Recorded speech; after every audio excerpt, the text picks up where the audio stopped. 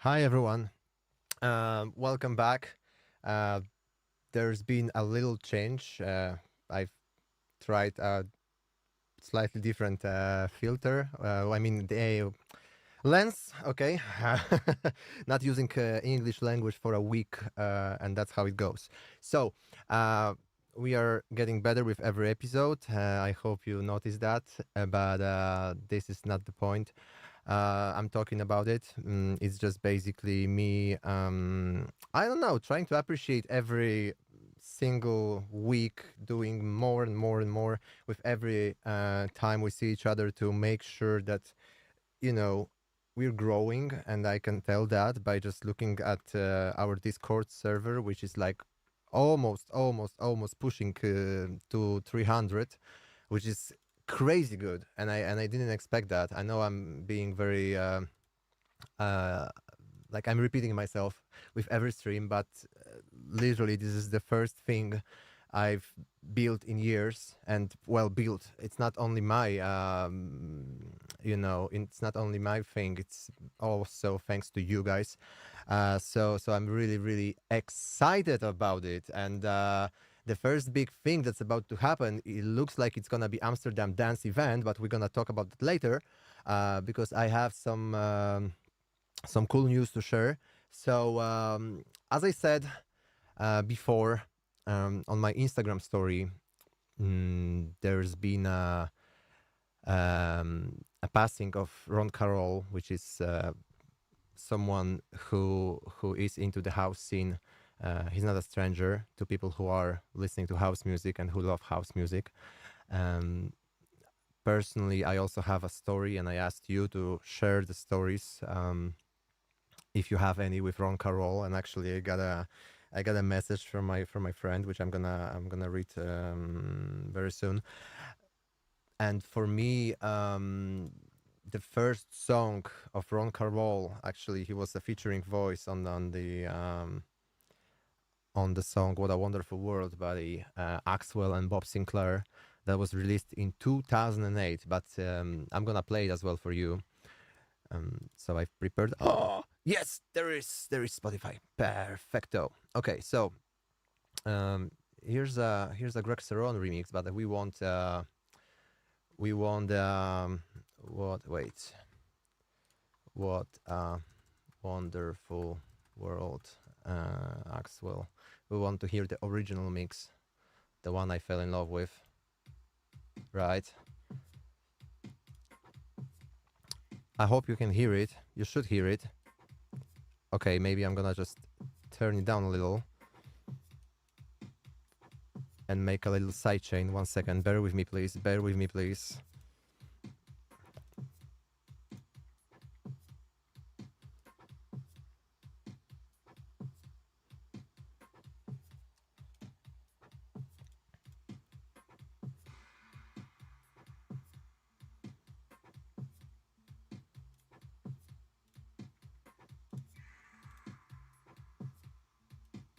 Okay.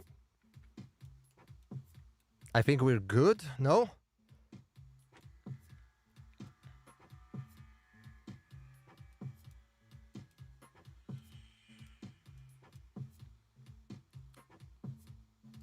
Okay. Yeah, it's working.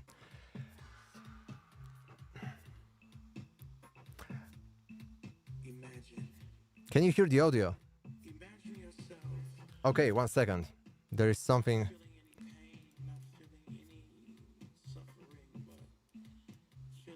Do you hear the music?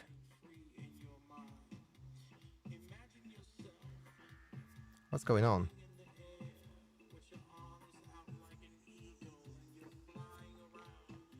Chat, are we good? Right now.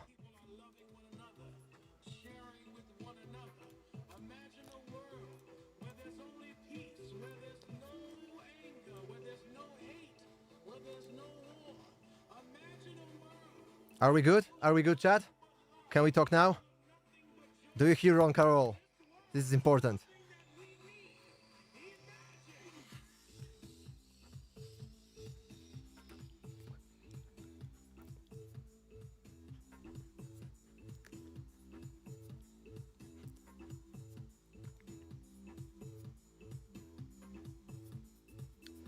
Oh my gosh, you cannot hear the audio source. That's weird. Wait. So okay, I probably have to.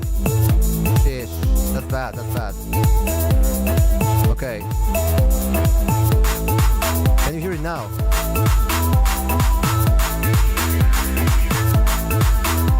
I'm confused.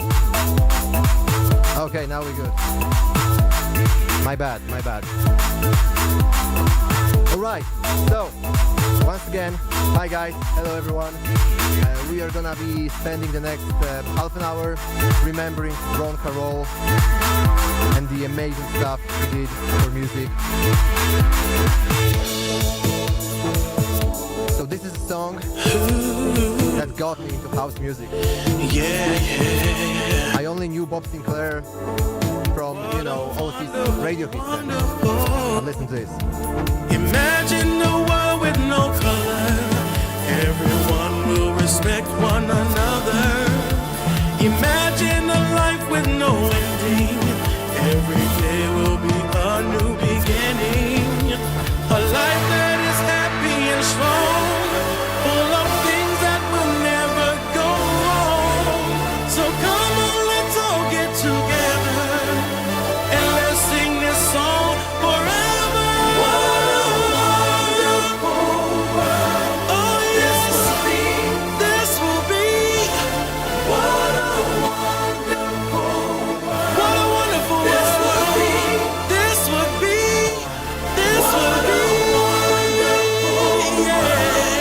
This would be. What a wonderful world. Yes, it would be. Oh yes. This would be. This would be. To have a wonderful world, I want you to grab each other by the hand. Raise your hands up high. Raise your hands up high. Come on. Come on. Come on. Come on. Come on. Come on. Hey.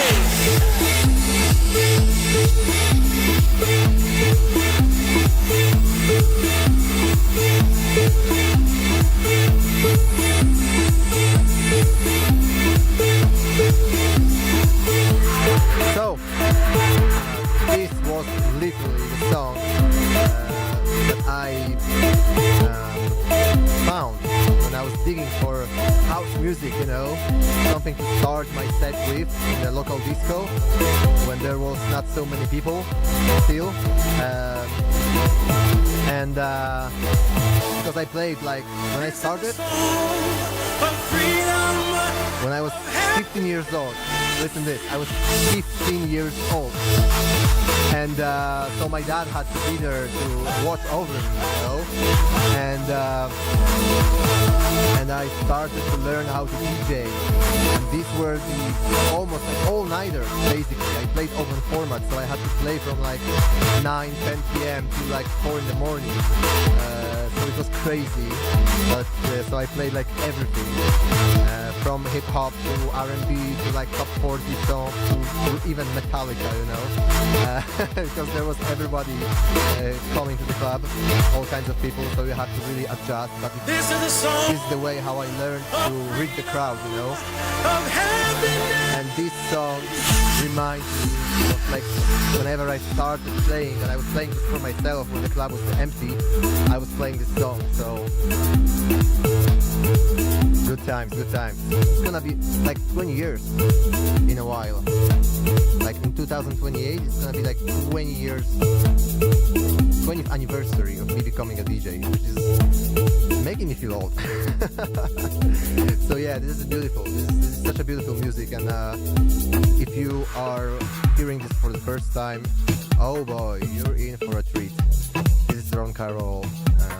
We are remembering him and his impact on dance music. So I got the message from my friend who said, who told me, replying to my Instagram story, that Ron's song Back Together is a remedy for everything. So queuing in, we're gonna listen to Back Together. Is there a possibility to mix it in? I thought they have it already. No? Okay, we're just gonna rely on a simple skip button. Okay, 3, 2, 1, go. Hey, that was That was quite seamless. I didn't plan it. Okay, guys, so chat. Hello, everyone. I see High-End, Beat Hunter, Jonas Garcia from Brazil. Amazing, guys, you're here.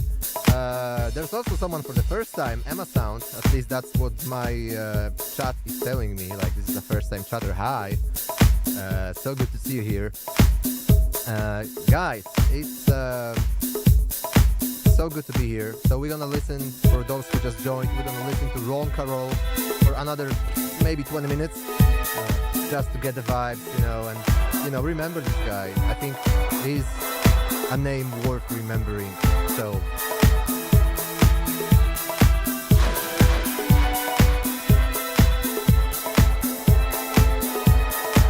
if I would have a different alias, I would definitely do house music. That's like where it makes my heart warm.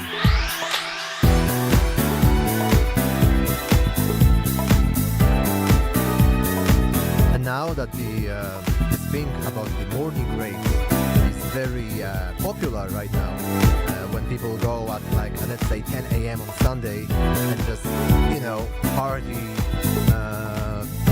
with some coffee or matcha in your hands or water, whatever. You're not drinking alcohol. They're vibing. I think house music, like this kind of music, is very appropriate for that. I never meant to make you cry. And I'm totally down for it, and I really support this idea because I'm not drinking myself I'm not drinking alcohol for over 7 years since you know what, and yeah, I'm really happy that this kind of movement is happening, where people party and have a good time, dance to music, and vibe with a DJ without getting themselves shit-faced, It's amazing. You and I had so many dreams. Don't know what to do without you by my side. Please forgive me and let me come inside. In your heart is where I need to be. Hold me close, hold tight. I'm sure to see what a woman you are to me. I admit to my problems. Can't you see? That's Palo Santos. The vibe.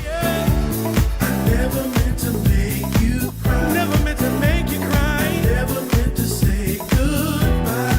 Wanna come back to you and put things together. Am I doing it right?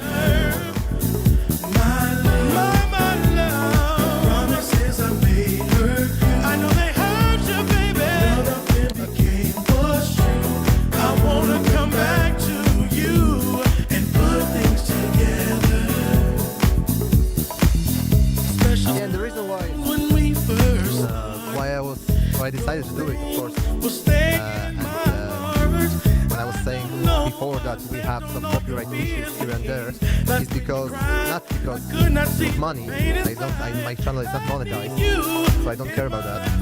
But some mashups from the previous streams were actually causing my live streams to be taken down completely, because, for example, Sony Music Entertainment doesn't allow their music from their catalog to be anywhere on YouTube besides their channel, so I had to remove it. So probably a replay of this stream is gonna be really edited whenever there's some copyright issues. So either I'm gonna mute the sound, we're gonna just see me dancing without any music whatsoever, or I'm gonna just edit it out, drop it out. So it's good that you're here. Okay, now it should be better. I put the volume of the song a little bit down.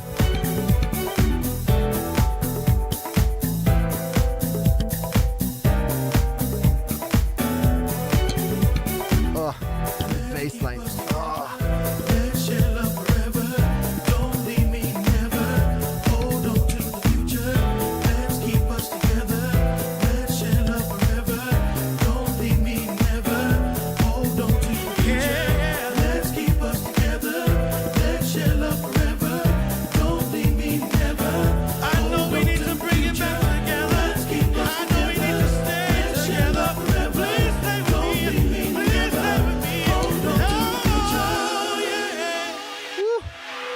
Beautiful thing.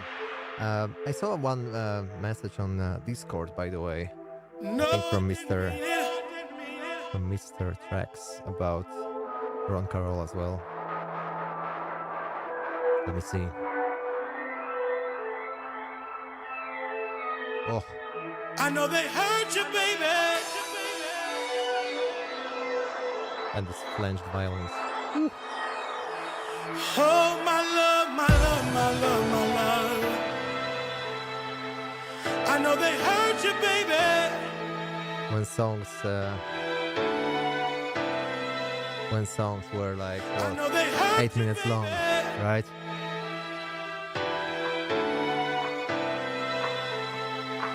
I know they hurt you, baby. Saying I wanna come back to you and put things together.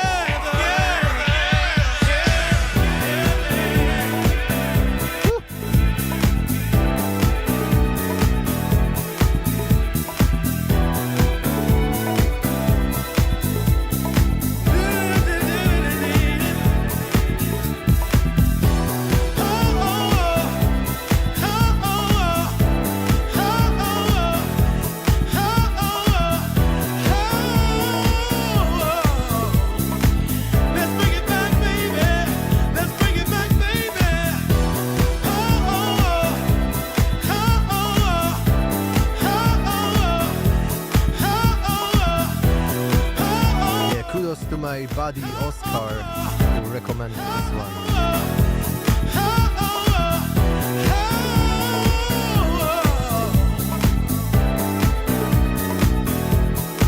Question from SDK. Dolorian, will you feedback the tracks from the last week which were not listened to yet? Yes.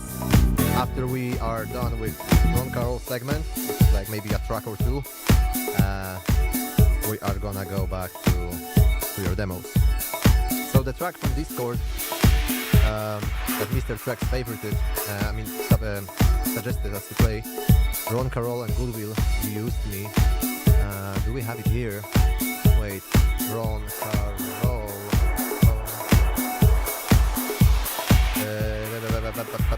Tony Romera remix. Is Tony Romera still there? Oh, that's the place where we know all too good.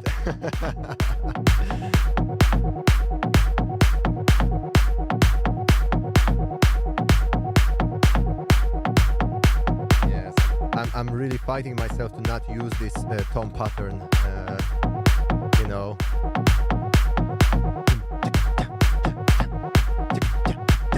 Like it was literally on, I think, on all of my tracks for a while.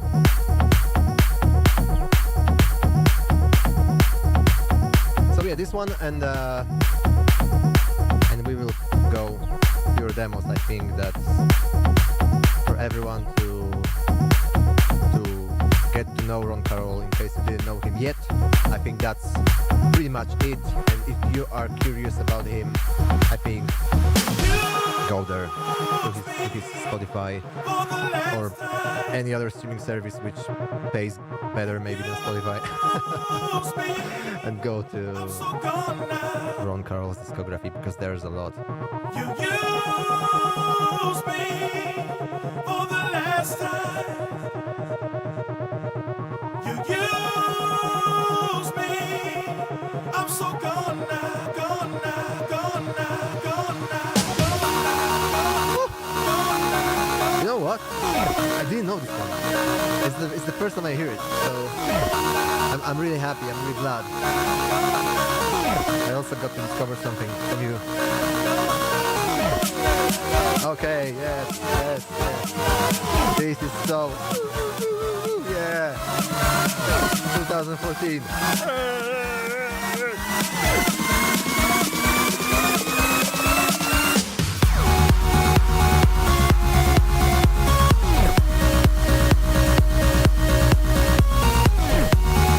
One second.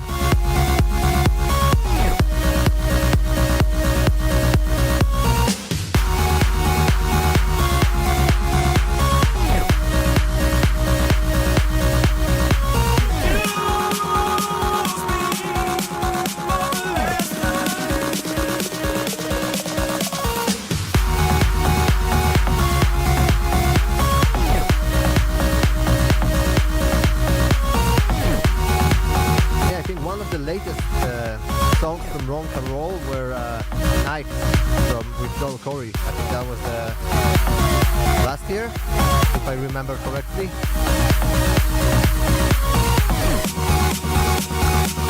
Alright guys, I think that concludes our Ron Carroll listening session.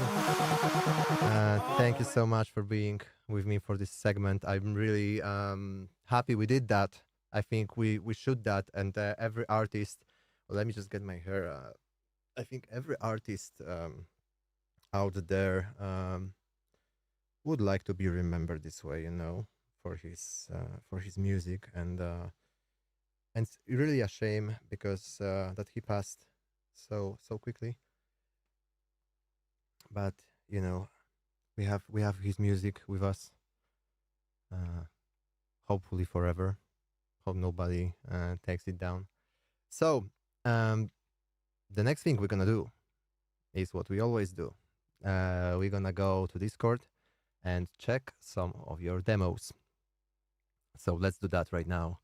I'm gonna probably need a second to track which what was the last demo we've listened to. So please bear with me. I have to just move it a little bit, probably. Yada yada yada. Yeah, like this. Womp womp womp. Yay! All right, so we are back on my our Discord community.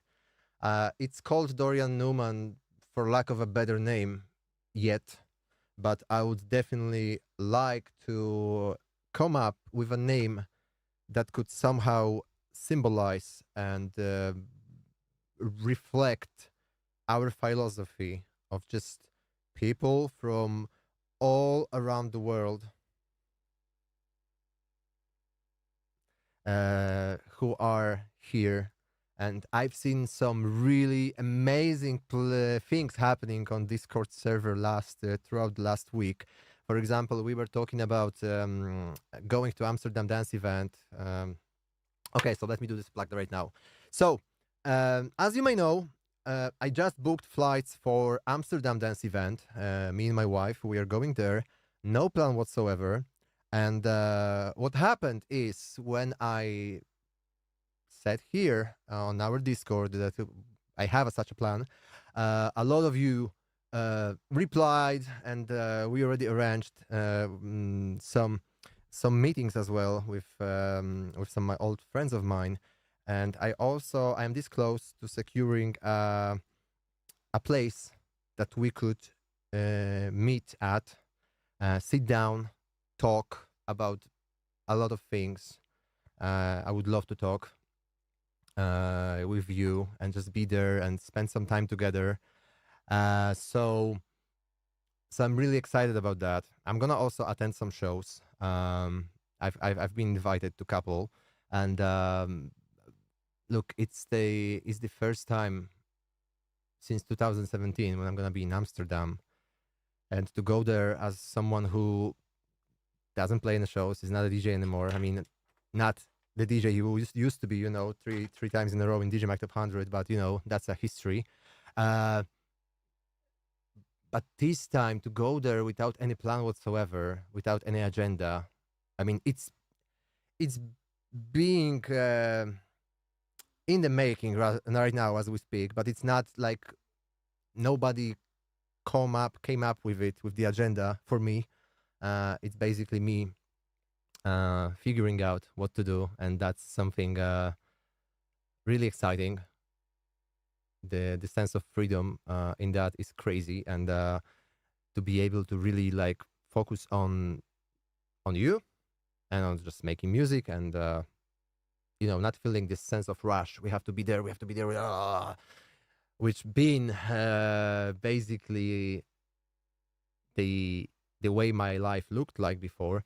So I'm really happy to explore this place again with a different energy, with a different me, but to put it simply. So, guys, okay. I see in the chat that the last Uh, help me, chat. What was the last demo we listened to? Last demo was Madhouse Simple Idea, very raw. Okay. Nice cat. Nope, not here, not here. Okay, we got it. Perfect. So it's what, like 6:38 in Poland at least, p.m. So we're gonna start for like next 30 minutes because I don't want to finish my live stream today very late. And I also want to, I have something special for you because I have something you asked for and been waiting and requesting it a lot. We have the old FL Studio project of my unreleased song that you've heard during the countdown timer sequence at the beginning of the stream, if you tuned in right from the beginning. So we're gonna try to finish that song, rework it, to be honest, and have a laugh at some of the automation and EQs that I've done. I didn't change anything, okay? I just made sure I have like most of the plugins there, yada yada, and I made sure that to touch nothing, so we can enjoy it really together and see how bad it was.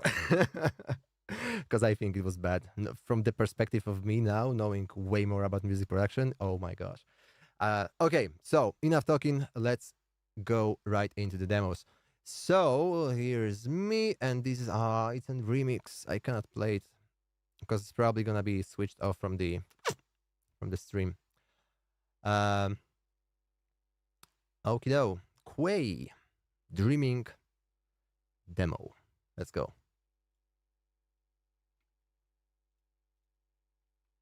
Mm-hmm.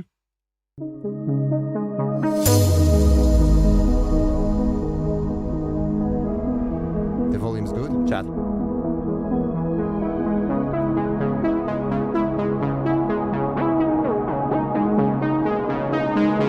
I keep believing, then all the lights began to fade. What is this feeling?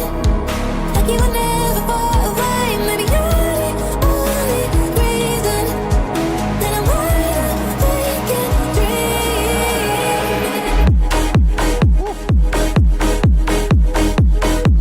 That was unexpected. Okay.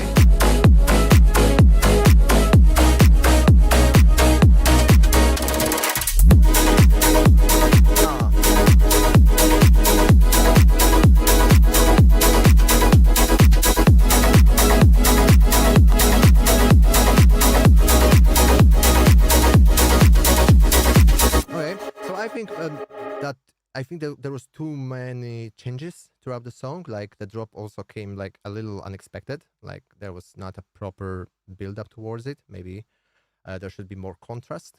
It didn't hit as it was supposed to hit, and I didn't really like the change mid drop to a completely different rhythm pattern.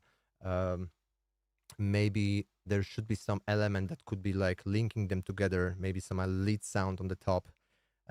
Right now, I perceive it more as a kind of a background song rather than something that would grab my attention. So yeah, that's that.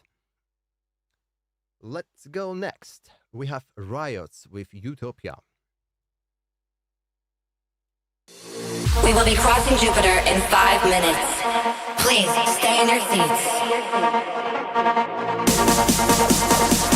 Okay, there's some hard technical. We are headed for Utopia.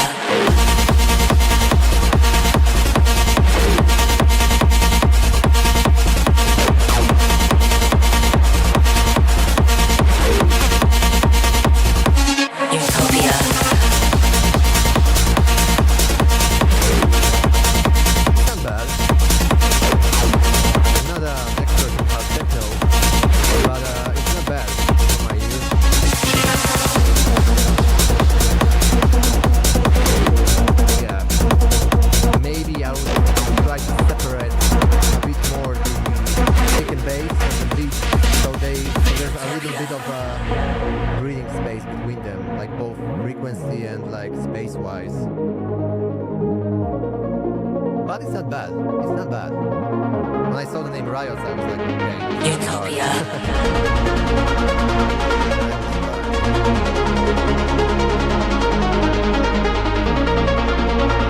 Okay. This could be a bit better. It's very generic. Yeah.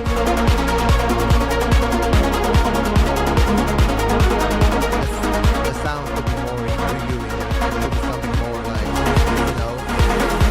And you have. We will be crossing Jupiter in 5 minutes. Yeah. Please stay in your seats. Utopia. Utopia.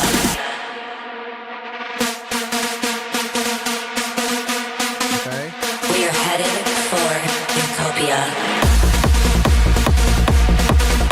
Because if you're talking about getting to Utopia, like Jupiter and stuff like that, you could expect something more maybe magical, you know, like have this kind of a, like resemblance of what you would normally perceive as, you know, Utopia.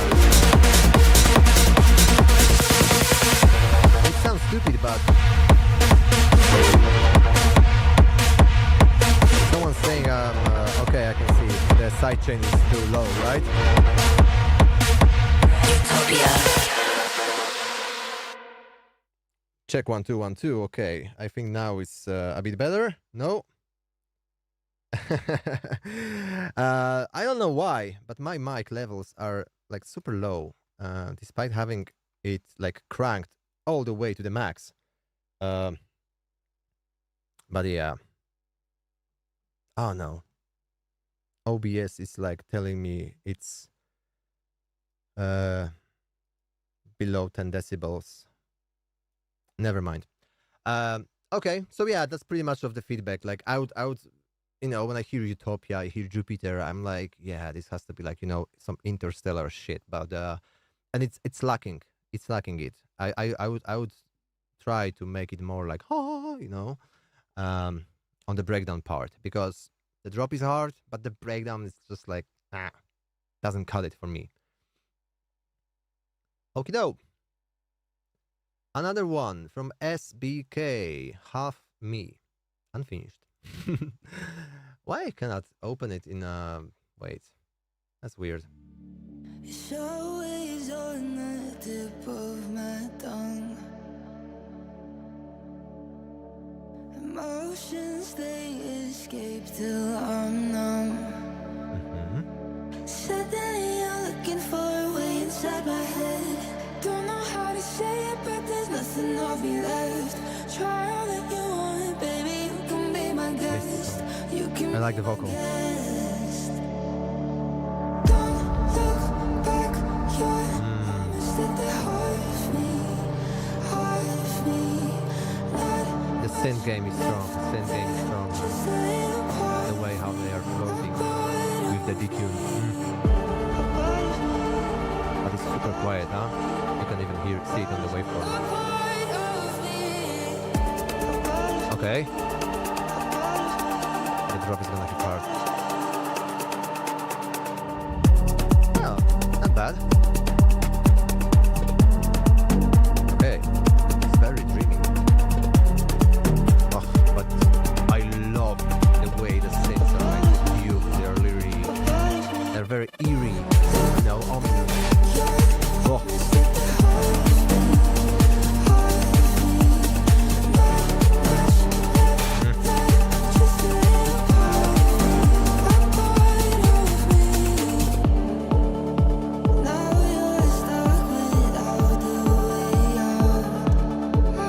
I only have the impression I heard this chord progression somewhere, but I don't know.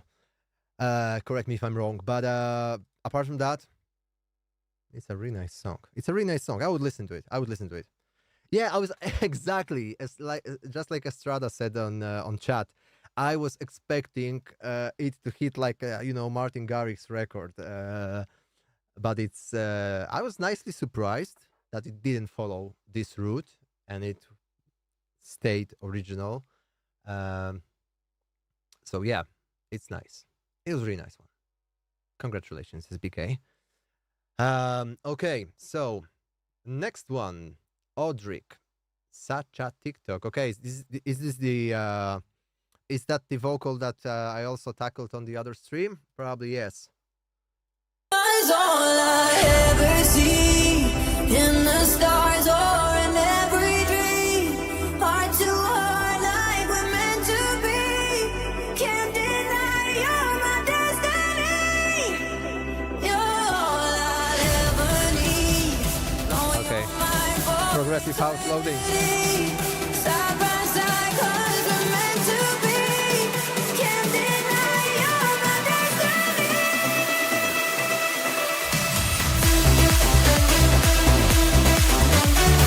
Oh,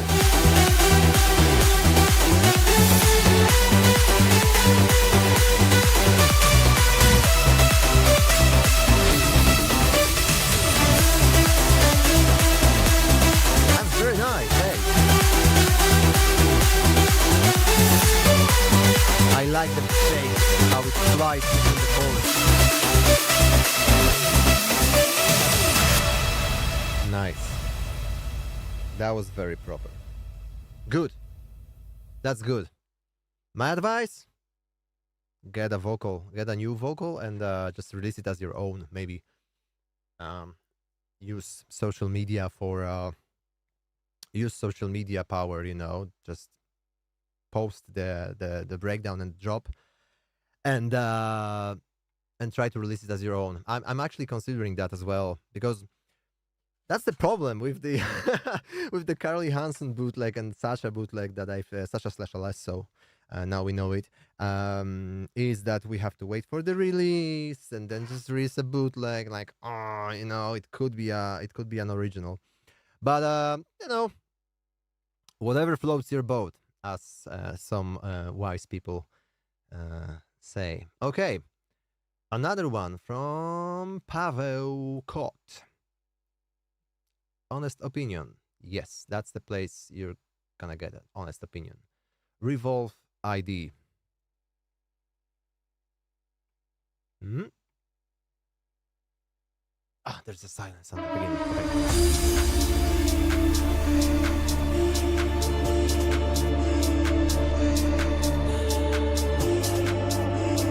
Mystical. There's a lot of mystical demos today.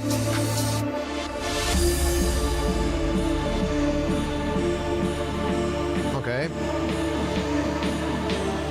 There should be some more low mid-range, like lower mid-range.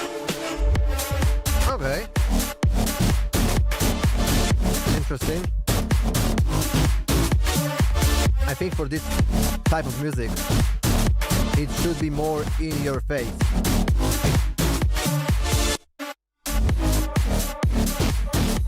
Like, for some reason, I don't know, maybe it's the mastering plugin or some processing, it's really like behind, like it lacks a punch, it's not in your face, especially like the kick, snare, it should be really smacking, and it's very like soft, rounded.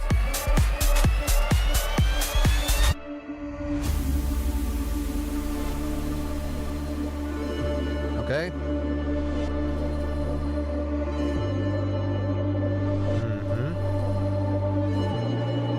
Not bad.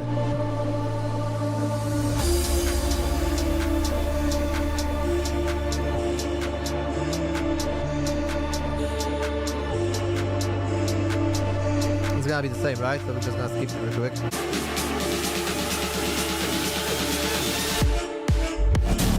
Oh!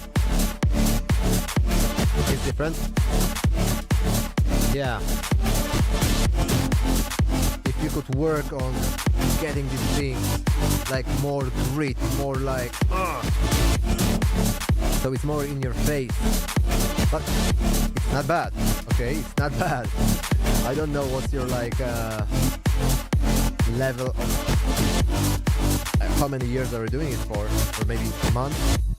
But it's really well constructed, well put together. The idea is there, and and now it just needs some like sauce, the sauce, to get it out, to like have it really smack it. Use other bass house tracks as reference, and I think it would benefit you a lot. I think I now stopped talking from my okay, should be better now.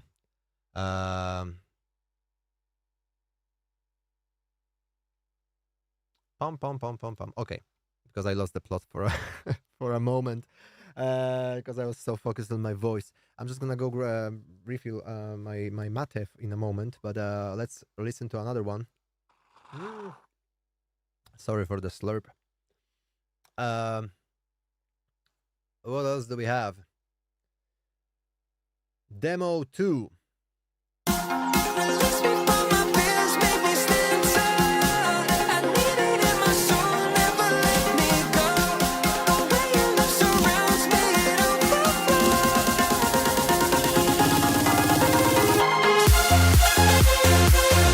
Okay.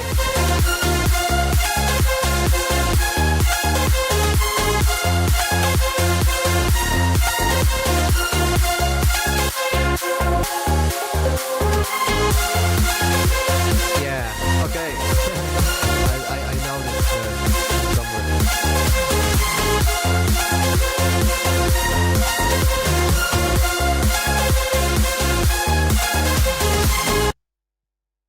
It needs a lot of work. I think the melody is too generic. You have like the idea about like what should be in the drop. The bass also had, in my taste, a little too much of a side chain. It could have a little bit less, because now it's like I would rather do it more like less pumping, to make it sound more seamless, more well put together. And also these samples, like the snare sample, the on the build up, on the drop, like I would rather try to find something else, maybe process them a little more, try to put all the drums in one room reverb, for example, use some more bass processing to really glue the sounds together, because now they seem to sound like a little all over the place, okay? But yeah, that's pretty much it about it. Fuga Som, 80s instrumental, from 2022. Okay. Woo.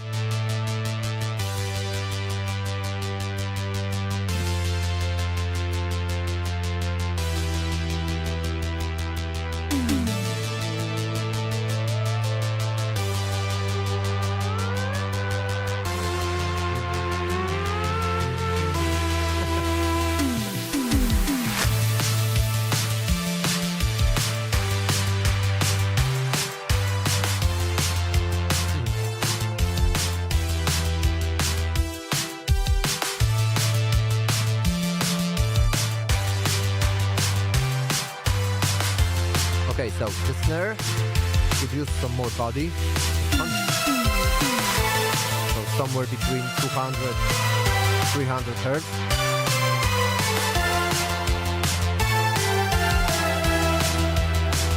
The drums in general could be a little bit more fat, because now they are super behind. I know the 80s songs have this kind of mix,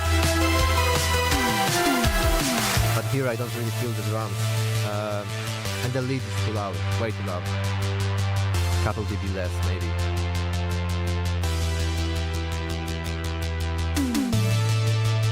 I mean, this is a very like obvious sound selection. It's a really, you could hear like this is a love letter to 80s.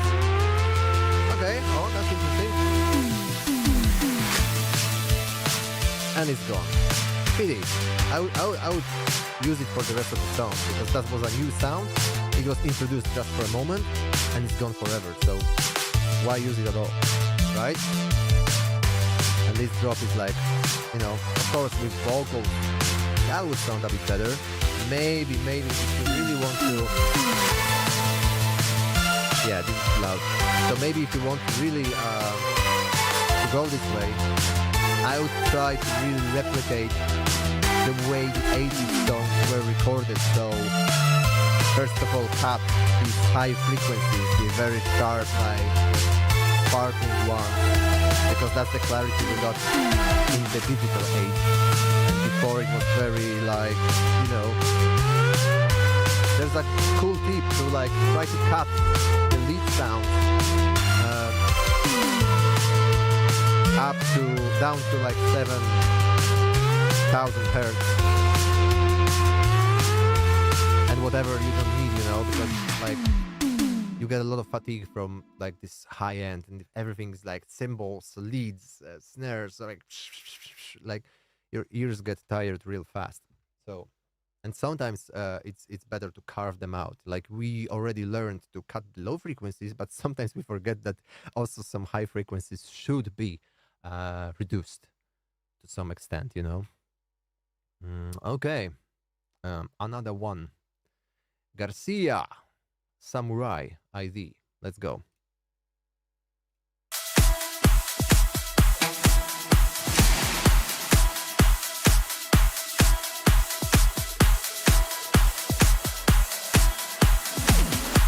Like we already know it's big room, right?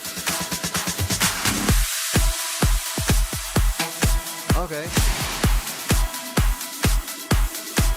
So far so good. It's really well put together, balance-wise.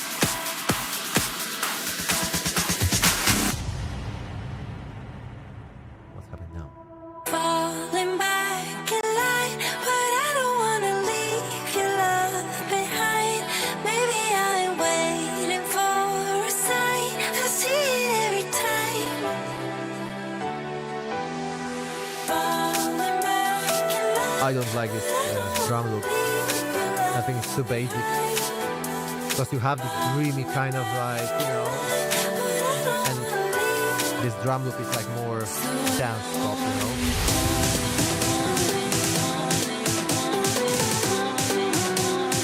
And I also do it sometimes, like when I'm in a hurry, I just want to throw something without thinking it really complements the vibe.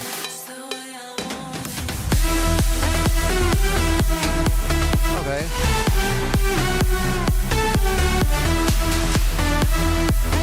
Have a little bit more energy.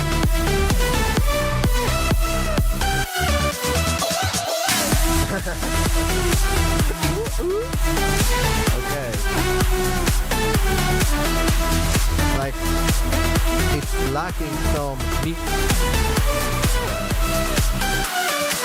Maybe a synth that could be an octave lower, like some layers, like if you listen to stuff from Skytech, for example, shout out to Skytech from Poland, and Rehab and like all the other people who did this kind of music, you can notice that the leads are really, Kashmir, for example, as well. The leads are super fat. They're like in your face, and here they're like a little bit behind. Like they're maybe a little bit too shy to like go in front. Maybe I should play louder. Maybe I don't. You know. So try to focus on that. Try to stack these sounds together, but also treat them each other differently with some OTT saturation. If they have too much of a low end, maybe do like a little shelf or maybe like a dynamic EQ, because you know all the sounds have different like a timbre. So whenever it crosses certain threshold on like the lower frequencies, when you play lower notes, it could like everything to save some dB, because if you don't treat these sounds and you just push them to the master as they are, the limiter is gonna cut the hell out of everything, and resulting in your track being super silent, but also like with limiter engaged, you know, so you cannot push it really farther. So you have to find all these places, all these spots where you have the peaks that you don't want to have, and get rid of them before it hits the limiter compressor whatsoever. Okay. Invasion Music. Progressive House ID unfinished. We like them progressive house, so let's go. Oh, it's very quiet, sorry. Better.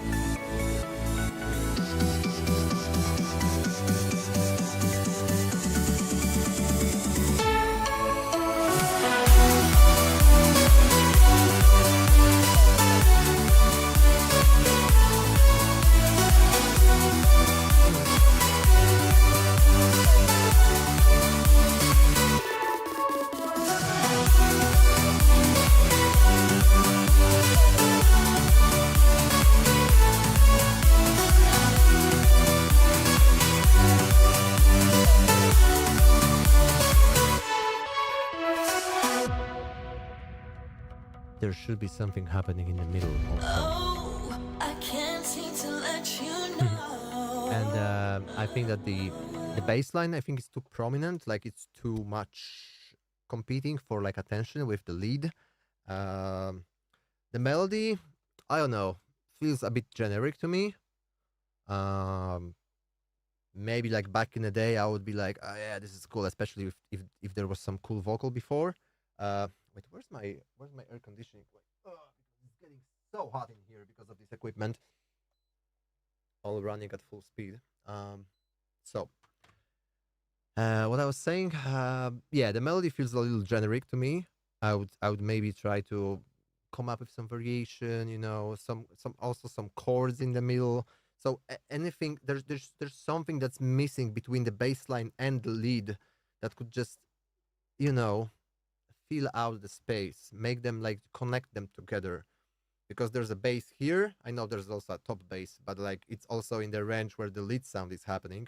But there's something in the middle of the spectrum that should be there, some vocal samples, some chords, some like atmospheric things, like. But yeah, because I started to be really picky. Like for example, I wouldn't play this one in my set now because it's too generic. Like, and the melody doesn't cut it for me on its own. So yeah, it's a really hard time for all these progressive house producers right now because all the melodies have been already played. I have the impression, and you really have to um, up the game if you want your melody to stand out and for people who will listen to it to say, wow, I haven't heard something like this before, because there's been so many songs with that's the problem for every genre that's trendy at some point and then people get tired of it. I think Avicii made a right call at some point, thinking like, okay, I cannot make something better than Levels. I have to go in a completely different direction. And I think that was the best call he did. So, yeah. So don't be afraid to experiment, okay? I'm gonna actually show you, maybe not today, but on the other stream, what I've done to Carly Hanson bootleg. So I decided to let go of the 4 to the floor kick pattern. So I made it more like a boom, check, boom, check, boom, okay, in 124 BPM. Because I think it serves the song better. It serves the melody better. It fits more with the vibe, with the energy. Like I don't, and you shouldn't force yourself. Like, yeah, it has to be progressive house. It needs to have the third party lead sound, Matisse and Satko piano. It doesn't. Dare to be different. Of course, it still falls into the genre, but try to experiment, to find something, the plugin you never opened, or the preset, or like explore the possibilities of like using the guitars maybe, or the guitar amp, the amplifier to like for the, I don't know, for the lead sound, for the violin, whatever. Go crazy. There's no such thing as the right way, or like, oh, this is the plugin dedicated for vocals. No, it's not. I mean, it's designed to use with the vocals, but nobody will stop you from using it on different things, So so I totally encourage you to go to the places to try at least once a week to like, okay, let's listen to some rock sample packs, some drum loops, some snare samples, or jazz or soul, whatever. You'd be surprised how many good shit is in there. And basically that's what a lot of producers do, especially when they go more to the pop way of songs, but not only, because the EDM samples and presets are so overused by people. It's really hard to stand out when you use what everybody uses, right? So that's my tip of the day.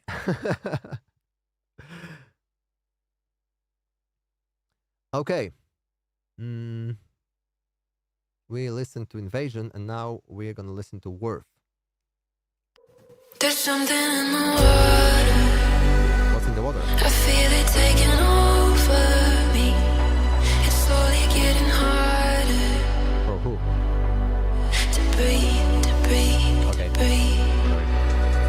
Sorry. You got me paranoid. Don't say I can afford it. Your kiss tastes like poison. My heart has been destroyed. I know that you've been I like the vocal filtering. Oh.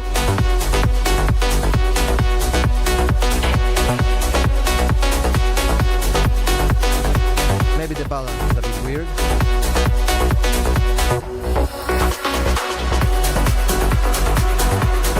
The vocal should be more upfront. Some elements should be a bit less. But besides, it's not a bad demo. There's something in the water. Oh, nice. I feel it taking over me. It's slowly getting harder to breathe, to breathe, to breathe. You got me paranoid. Yeah, this part could be better. You can barely hear what you sing, and you should hear every word, because people are gonna listen to lyrics, not the music. I know it might be a shocker for many of you producers, but people listen to vocals more than they listen to the music, okay? To the production.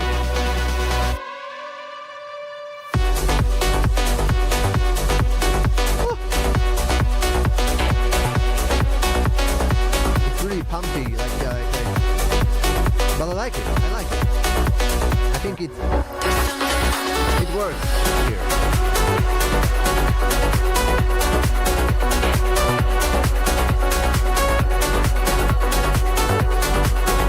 Maybe there should be something should be more standing out, like the lead. Maybe if you layer it with some pluck that has a little bit more of an attack, like a transient, it could get a bit more like, ping pong pong ping ping pong. And if you could play around with like stereo, whatever, because now it feels like it's all mashed in one thing. Maybe if you could just work on the faders a little bit more. Also, before the drop hits, this piano, for example, is too loud. You could maybe lower down some volumes of some elements, so this vocal also gets pushed up. But nevertheless, it was a really nice demo. Me likey. Okay, high end. Our moderator from Thailand. Let's go. I'm curious. Oh. Is it gonna be Thai trance?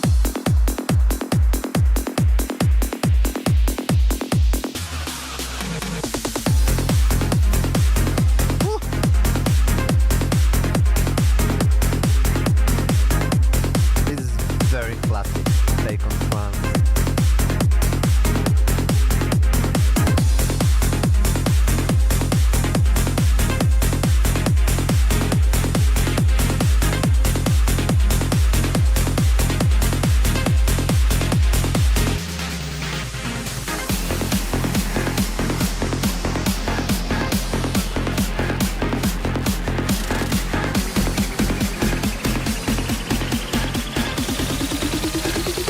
When I saw you again, I knew I wanted you, but I had to hide it.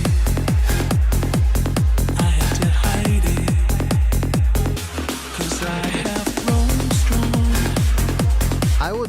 without you around. I would make up. I just gotta fight it. I would give the vocals I don't wanna go. some sort of more like delay, like this is more ethereal, and like especially that there is a lot of like gaps between every sentence.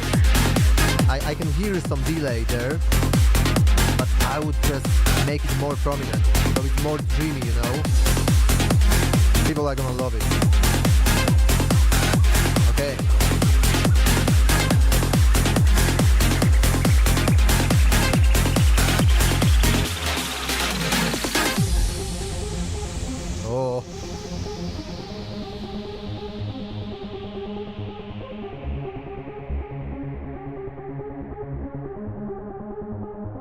When I saw you again,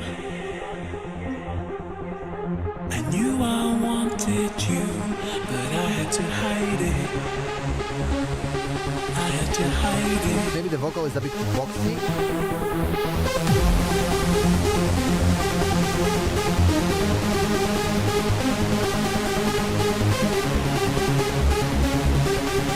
And the lead as well. I think I would take down lows and mids and make it pop through the mix a bit more, because it could use some high frequency.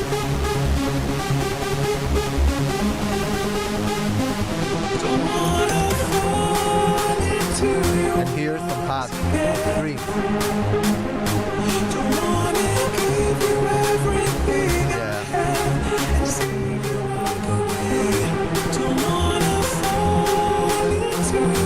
Making an opera, like, you know, singing in falsetto. I would make it like a very orchestral.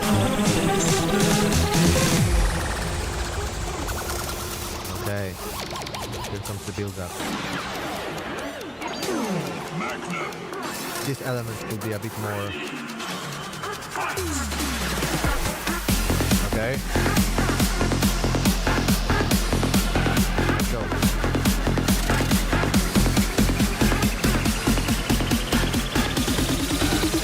1, 2, 3, let's go. Or no. Hey, hey, hey, go.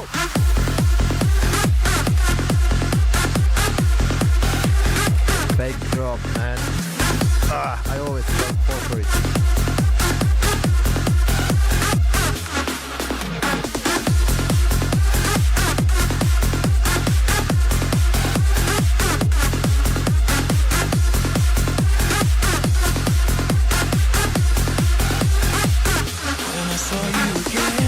Cool. Maybe here I would use the opera part again, not the blah, blah, blah, verse. You know, I think that's it for now. For the demos, because we have something more.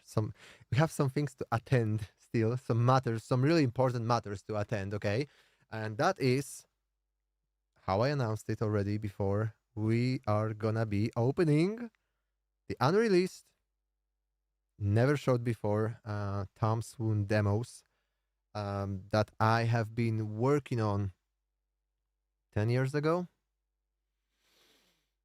10 years ago, yeah.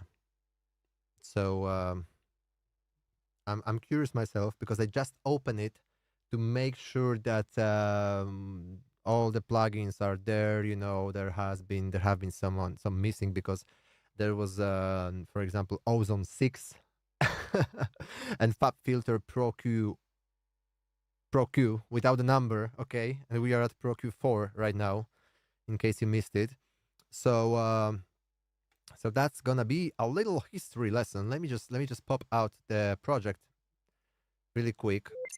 And truth to be told, I haven't opened FL Studio in like to work on something in wait, let me think for a second. In last time I opened FL Studio was to work to like complete a song in FL Studio was in 2000, like 3 years ago maybe. So I have no idea what's new in there. Chat, if you can help me with FL Studio, if in case I get lost somewhere, then please tell me what to do, because I'm gonna be completely lost. Okay, so let me open the I actually managed to recover some projects. I'm not gonna open all of them today, because there's we need some stuff also to do on other streams. So but there's a lot. Oh boy, you're in for a treat, I can tell you that.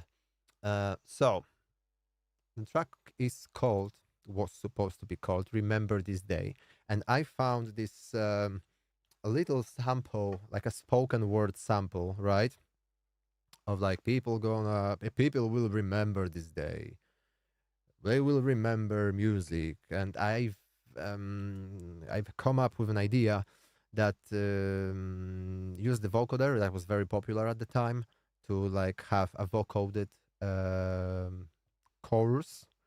Okay, so I've kind of explored that, and I wanted the track to be like really banging, and then have just like a melodic part somewhere in the middle, and the structure would be just like a build up, drop, breakdown, and the encore and the second drop. So it's not a typical. Okay, so let's go. I had a problem with isotope ozone 6, so I just copied. I know you don't see it yet. You can see it now. So I had a problem with.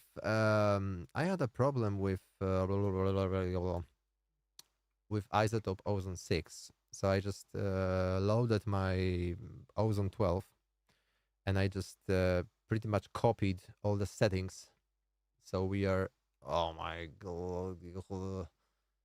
I knew there's gonna be some issues. Let me just try to scale it to the point. It's my oh my. Why it's not okay? Still, shish. Um. Okay, so wait. Can I just make the screen a little bigger? Okay, here, 100%. A restart. Seriously. Okay, let's wait. Okay, now it's very small. Shish. Wait, let me just. Why is it? Wait, I have two instances of FL Studio now open. That's weird. Okay, wait. I cannot close it. That's crazy, man. Like, I have two FL Studios open. What's going on? You don't see the second one, but it's on my screen. But I really cannot close it. Hey, wait. What's going on? Let me just try to like terminate it through Task Manager, because it definitely got stuck. So let me see. Chat, is there an FL gang with me today, or am I doing it for nothing? Tell me, please, because I gotta know. Okay, we have the FL Studio that resembles more of something that I can work on right now. So let me just open this projecto. Remember this day. We are also gonna go back to the Avicii bootleg of Let Me Show You Love. I don't know if we're gonna have time today, but maybe on the next stream. Okay, so project has to open. So let me go back to talking right now, the talking camera. So I'm gonna go while the project is opening. I'm gonna just go and grab the refill, and we are gonna go through the project part by part, and oh my, it's gonna be interesting. Okay, see you in a second.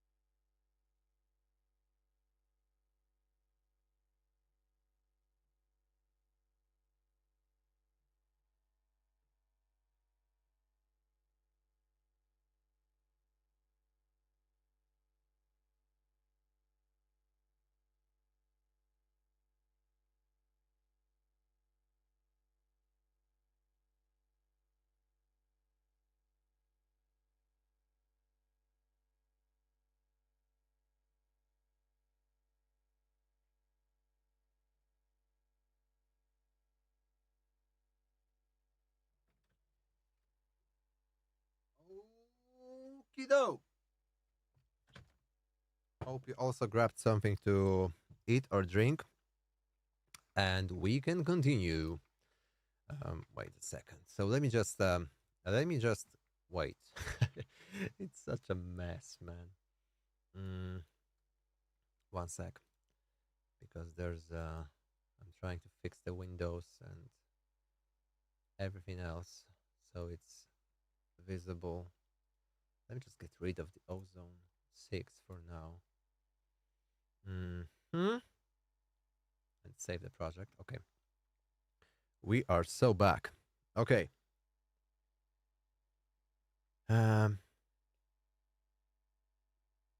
Wait, where's my mouse? What? Wait. Okay, it's here. Okay, it's working. Perfect.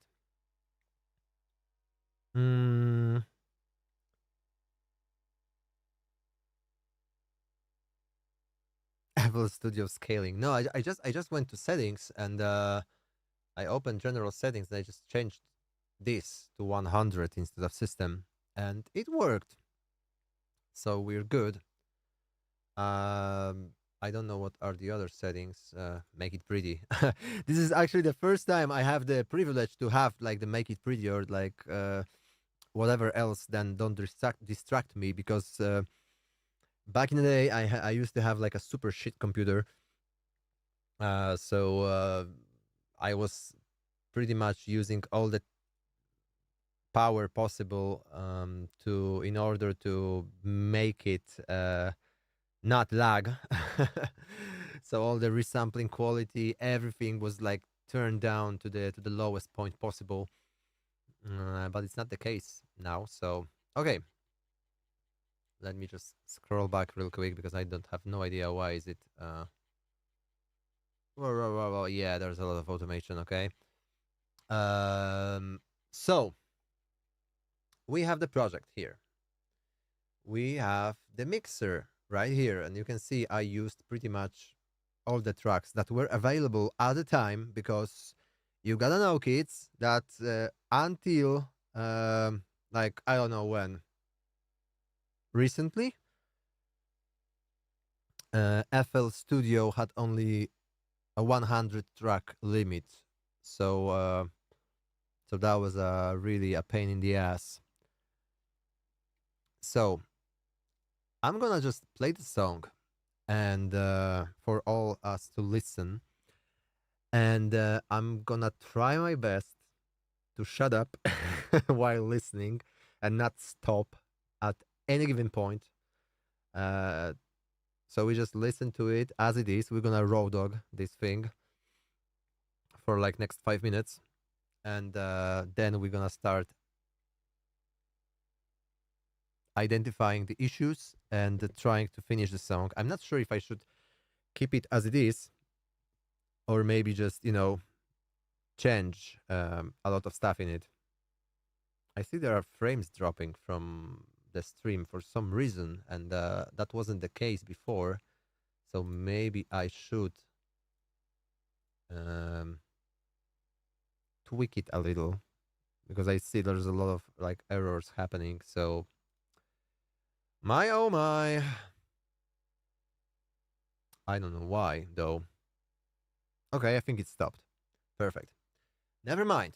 Okay, so we are listening to a track called Remember This Day. And yeah, have fun. Oh, where's the kick?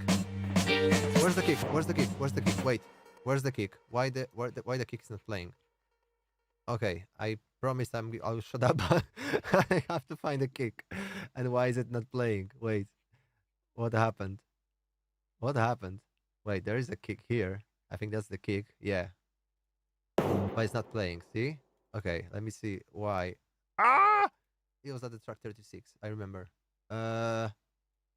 What's going on? Whoa! Wait. Okay, the volume shaper was effed. Don't worry. Let's go.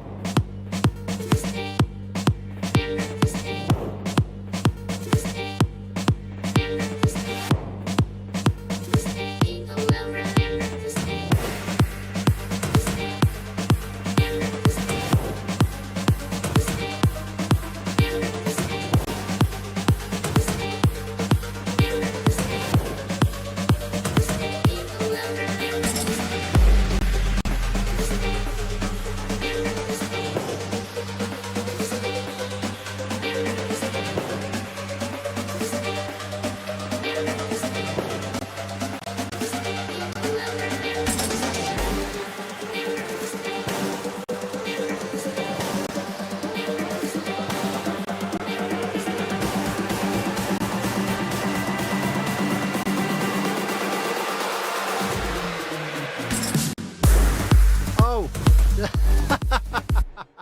The lead is gone. Sorry. What the hell? Oh my.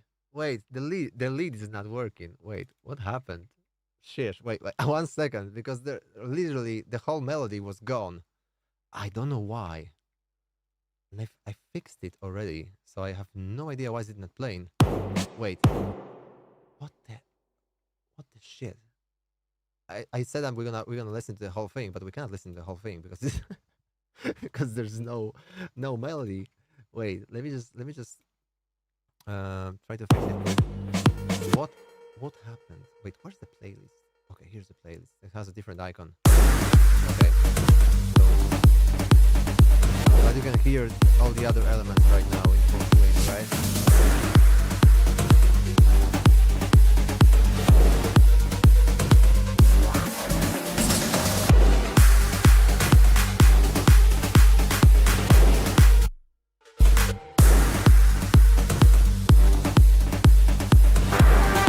Okay, the volume shaper has decided to... Wait, maybe I didn't... I installed the old version, but maybe I forgot to... 1 second. Give me just a second, please.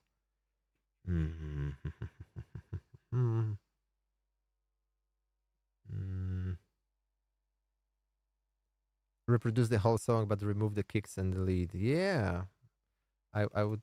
I'm really actually curious. What should I do with it? Maybe you're gonna help me, because I have no idea what to do with it. Should we finish it or what? So we're gonna try to come up with just that in a second. Is it worth finishing? That's the main question, right?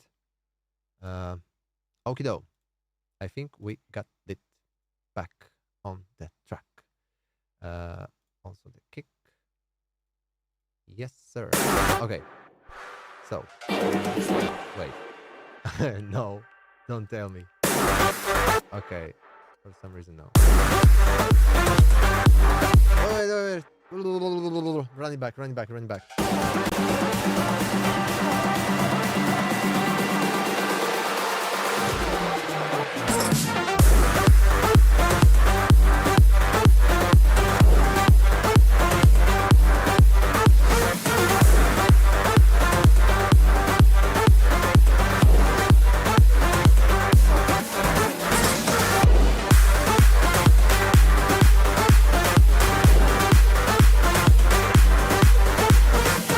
Very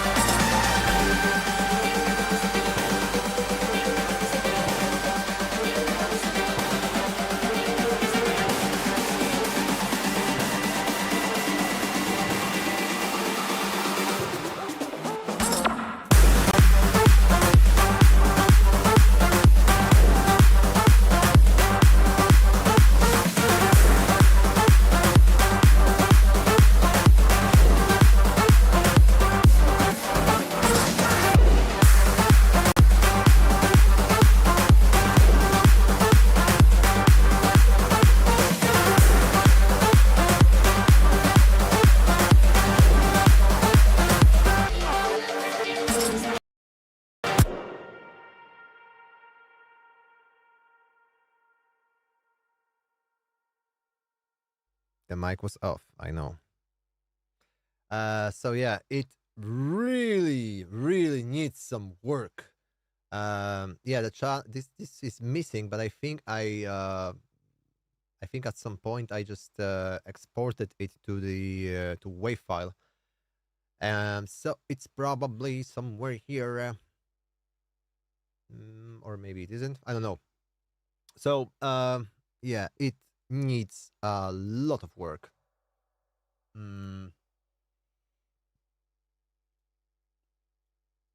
But the question is, chat, should we finish it? W for let's finish it, and and L for nah, move on.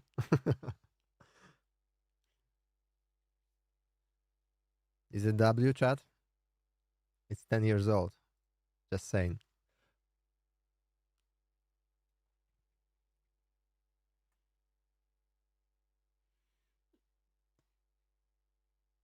And it's a mess as well. Sheesh. I really have to spend some time to figure out what's what, especially on the mixer, which has no color coding at all. Maybe the leads here like are color coded, but apart from that, it's a mess, man. It's really a mess. So I'm thinking how to approach this, because this is a completely different workflow than the one I'm being used to for some time, and I really got used to working in Ableton, and to take a swing now at producing in. Co? Serio? Oh, sheesh. Chat, is the stream working or not? Thank you. My wife just came and told me like the stream went off for some reason. I don't know why though. I'm clueless. What am I doing wrong still? I don't know. But yeah, it's very repetitive. Okay. I didn't read the whole message. So Emma Sound said, "I love progressive, even though it's very repetitive. It's one of the genres that will never go out of style." Thank you. Uh, I I maybe don't disagree. I don't agree that much. I think some tracks are repetitive, but I'm doing my best to not be one of these people.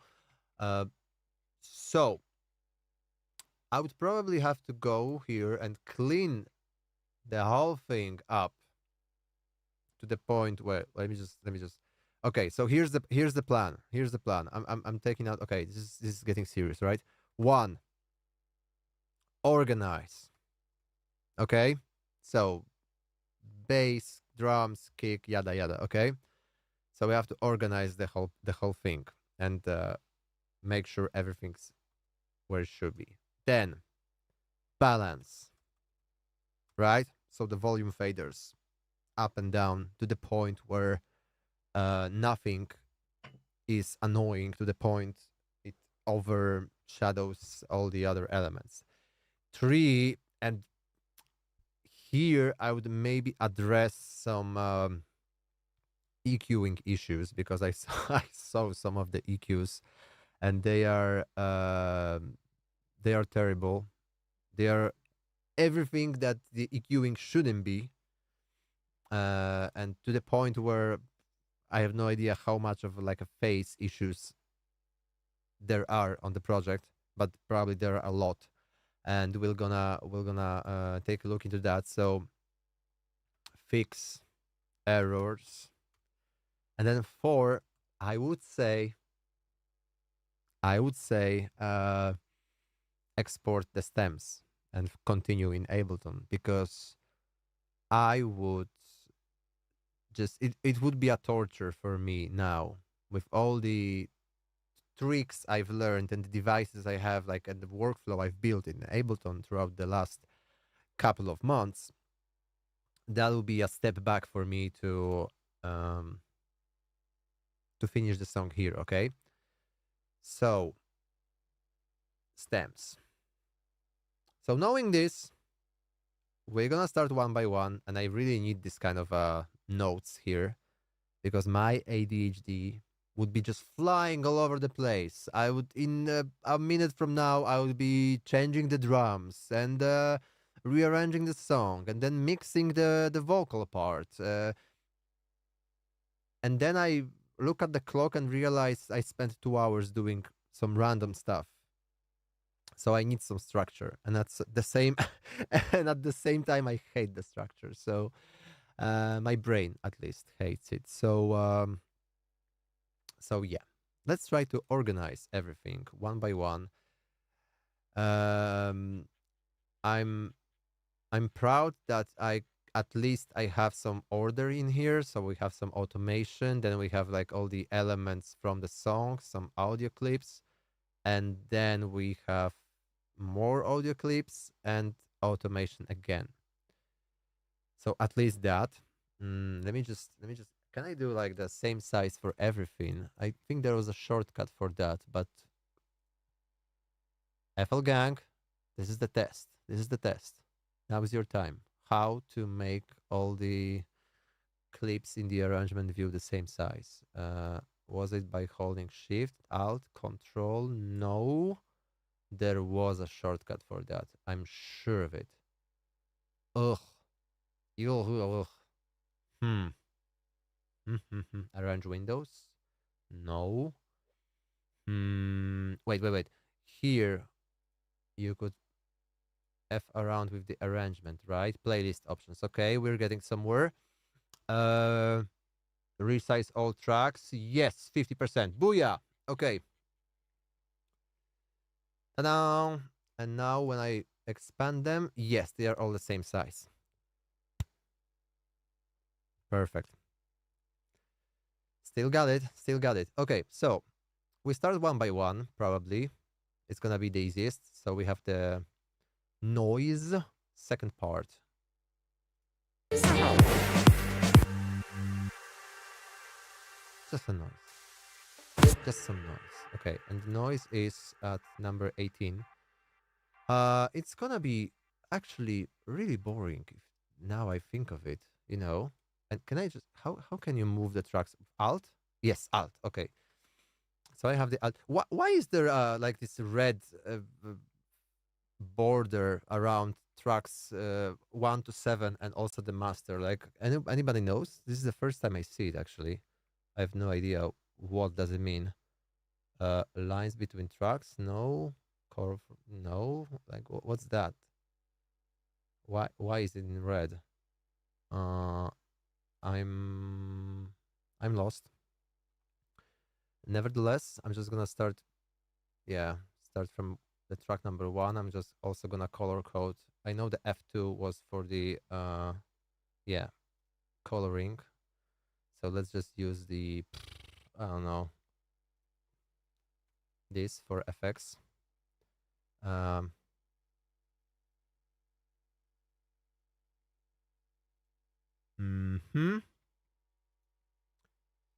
So what's there? Here's some sub bass. Is it even working? Boom. The stabs. Okay. This is the sub bass, right? Sub. I like to color the basses yellow.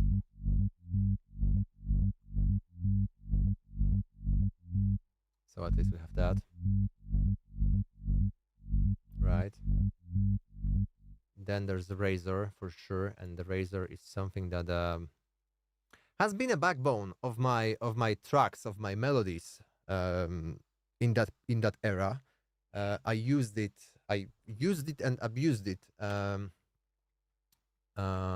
when I just find the way to play it, and not automation, unsorted, and there's a reactor. I actually had to replace the reactor because I couldn't get it to work. So I'm using this. This is a modified preset called Punctuate.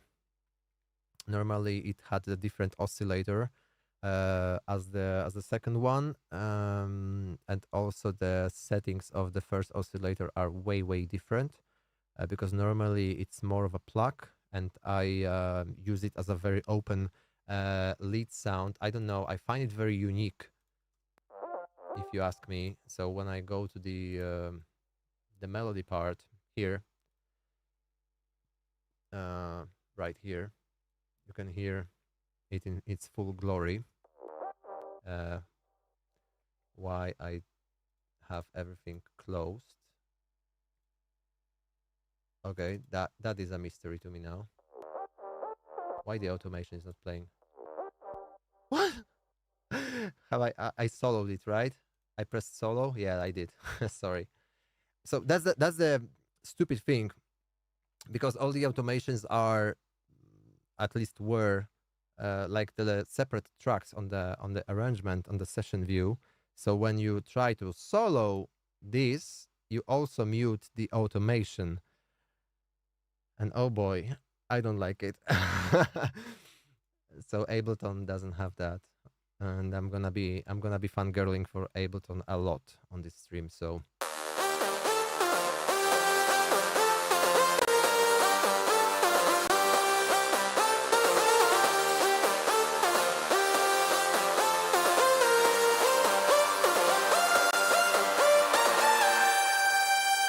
yeah, so that's that.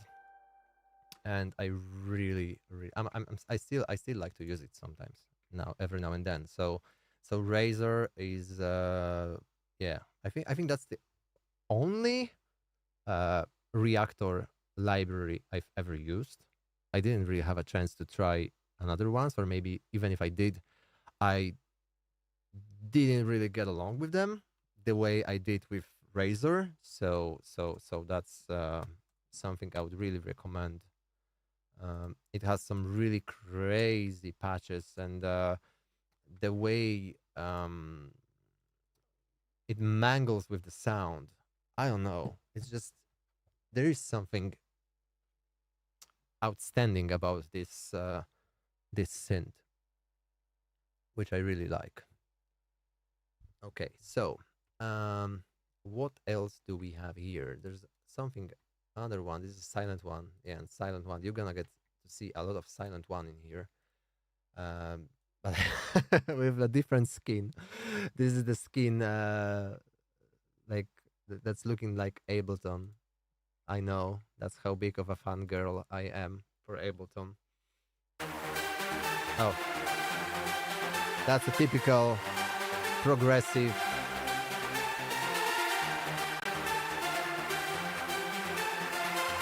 Right?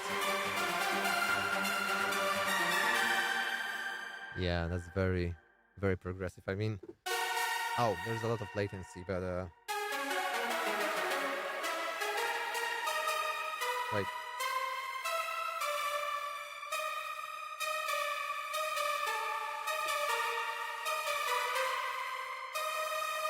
Never mind. I thought I know Payback by heart, but I don't.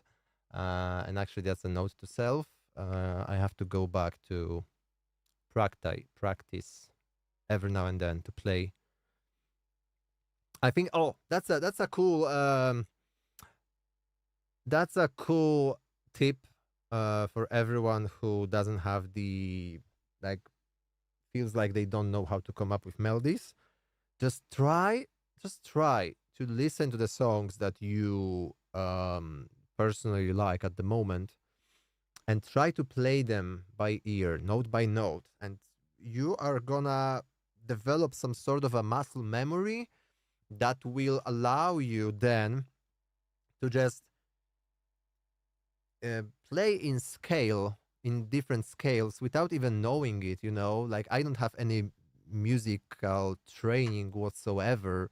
I'm doing everything just by trial and error, and that's how I came up with all the melodies I did. I just play them by ear. I also, when I like something and I really want to play it on the piano, I also just listen to it a couple of times and, like, okay, oh, wrong note, too high, too low, and I eventually come up with the way to play it. So That's something that helps a lot later on with developing your ear. So yeah. Mm. It feels like I'm doing this for the first time ever, but seriously, I'm not. Okay, another one. This is a bass. It's called a bass, but it's not a bass probably. It's the init patch. Okay, interesting. Let me see. Heavily modified init patch. Or does it have to? Okay, it has a lot of processing. Wait, let me just zip the mixer. MDA Bandisto. Like this is some obscure old plugin. Okay, like super old. So I don't even know what it does. But if I switch it off, it doesn't change a lot actually. Oh my! Okay, we are organizing now. So I'm gonna close it. Pretend I didn't see it. Okay. For now, we are back to organizing things. Okay. Uh, we're gonna address that issue later. Lead two. Let's call it lead two, just to move on. All right. Uh, oh my. Yes, that's what I was talking about. It's it's ridiculous, guys. Okay. This ARP5, I don't know. It's empty, so well, another one here, Spira ARP, and this is printed to audio for some reason. Probably, maybe that was the ARP from above, but it should be everywhere else, but it's only here for some reason. So I don't know. Don't ask me. Like it's, I did it 10 years ago, and I have no idea what it is. It's heavily processed, okay? Yeah, it's heavily processed. So it's late Spire. Color, yeah, as well. This is the way, like we have to do it. It's a pain in the ass to do it now when everything's in place and probably half of the tracks are not even in the project anymore. But in order to have the visual oversight, because hear me out, color coding is something that I would recommend to everyone who is not using it yet, because when you have a lot of tracks in the project and you then try to find something, tweak something, like maybe go quickly to like drums or bass or whatever, and you have everything everywhere, all scattered all over the place, you will lose a fuck ton of time, of creativity, of your like motivation, like every detour to just, oh shit, where was it? Like it's getting you distracted. You go, you can snap out of being in your zone because of that. So that's what I would recommend to everyone who's not color coding tracks yet. Figure out the system. Just, green for leads, blue for bass, red for drums, and you'll see if you put everything together nicely. I know, but like spend time on it, and if you remember about doing it from the very beginning when you start a project, or maybe you already have a template which is gonna be saved for every new project you have. You already have like your buses ready and colors pretty much there, like one plugin for each section already loaded into the project. Anything that you do in every song, so maybe a master chain or like the combination of like return tracks, reverb, delay, whatever, save them as a template and use this template, because it's gonna save you so much time. Because it's a stupid way to waste your creative juices that are a limited resource throughout the day. Like if you deplete them, come tomorrow, because they are gone. So yeah. Another thingy we have here, and we only have it here in intro, and then a bit before the encore part, and that's good. I have the de-esser because okay, so this is track number what, 43. Sheesh. Oh, that's like very sized records. I don't know why it's so like behind in the mix. Let's call it just lower because it's playing like a lower octave comparing to the previous leads, right? Because if you go here, right, this should be louder. We're gonna address that later.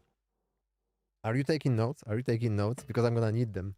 I'm not taking notes right now because I don't want to like get sidetracked by my you know, desire to fix everything ad hoc. Let's not do that. Is there a way? Is there a way to like have the changes in the mixer being reflected here as well? I mean, color-wise as well. I have no idea. I don't remember. Probably if we would go here and yeah, do this, right? So assign the track on the mixer um to a certain track on the arrangement view, because hear this, non-FL Studio people. These two windows are the separate story, okay? So if you like drop something here, I could even drop this here and nothing happens. They are still two separate mixer tracks, right? Even though they are in the same line. I saw some people even having like automation here, a bit there, you know, and now it's locked. Everything is locked, so it's locked to that I cannot paint anything else in here. But normally I would be able to like, you know, do this and and I saw people that were having like 5 different things on one row. So that's crazy. I had some collabs like this, and well, uh I don't know if I ever finished at any of them. Moving on. There's an empty track here, so let's get rid of it. I'm sure. Noise hit. I can imagine what it is. That's pretty much just a white noise punch, which I decided to have for some reason as a separate track. You can see like all the oscillators are off. We only have this little section with white noise right here. Turned up to the max pretty much. Full brightness, full volume. Probably with some just envelope, yeah. So it's muted because I have the mixer track muted. It's very subtle, if you ask me. Okay, so let me just call it. Is it supposed to be a lead or maybe like a drum pattern? I would for now, I would, let me tell you why. Because for now, I would just group it as a lead. Because that matters when you try to glue the sounds together. And like control the transients, for example, or compress the whole thing. If the noise is gonna be a part of the lead bus, if you put some compression on it and the noise is gonna be higher, like it's gonna be the loudest peak of the signal that goes into the compressor is gonna duck only the noise, and everything else will be left uncompressed. So it's kind of stupid, right? It's better to glue the sounds together by attenuating all of them a little, just to make them more fit one another, instead of just like clipping the loudest peak, right? Clipping is the answer. Yeah. Okay. So let's assume it's a lead sound for now. Then we have, there's a lot of Me just trying to figure out if what am I clicking. There's a okay. So normally here you can see like there's a stab from the sample pack. One here and one there. I don't know why it only happens 2 times in a whole song. Okay, because this is for the fake for the second part of the drop when there's no kick, right? There's probably like some sort of like a bass shot, right? Am I right? Am I right? Wait. Oh no, it's like an arcade-ish thing. Can you even hear it? You cannot hear it at all. Wait, let me turn it up. And it's not even in the key. So you know what? It's out. We don't need you. Okay, next one. The bass pad Moog. And that's the... Oh, also I have to remove the the mixer track. My oh my oh my. How do you do it? I forgot. Unroot tracks. Yes.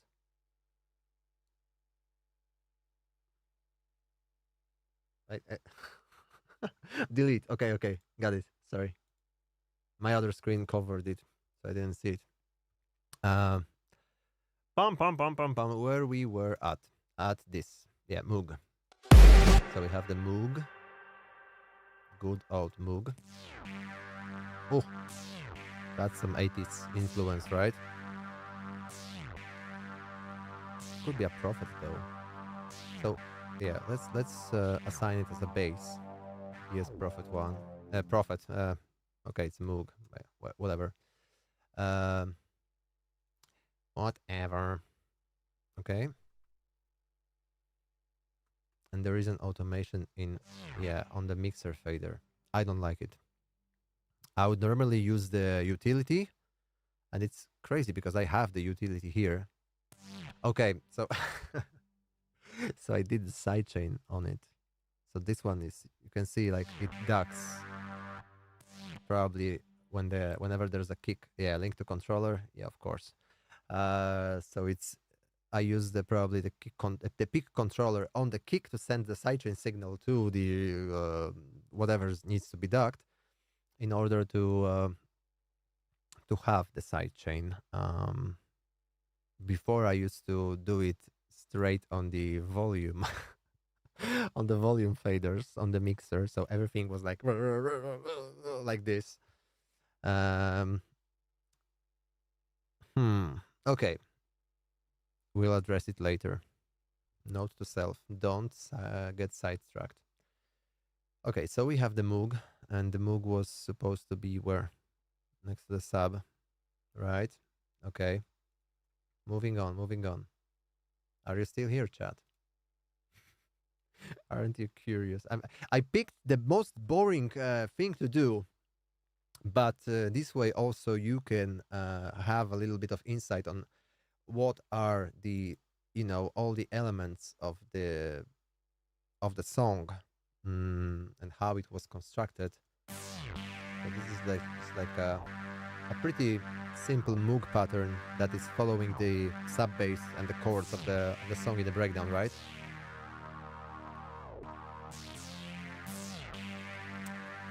Why the tape stop though? Stupid. And it sounds really unnatural, amateur, to put it mildly. Never mind, whatever. Sub. Isn't it the same bass as in like before?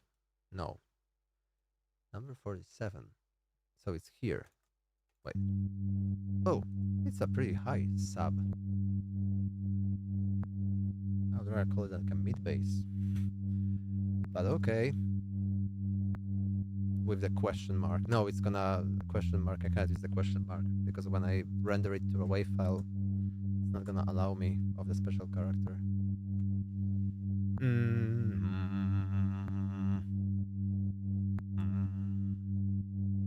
Okay. So we have the bass section pretty much done. There's a white noise again, but it's pretty much okay. So it's like pumping with some fading in, right? Oh, now we have fades. That's crazy.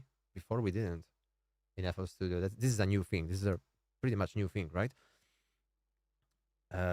Yeah. Why would I do like some sort of like fade out or like what for, right?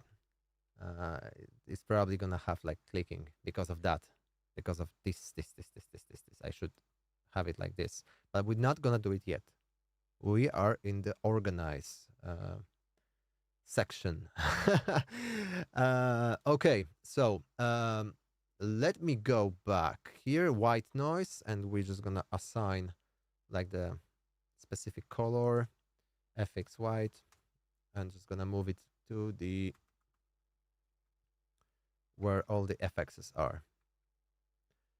And let's hear it. Okay, so we just looped. Interesting. Okay, how does it sound in context if we now know that it's there?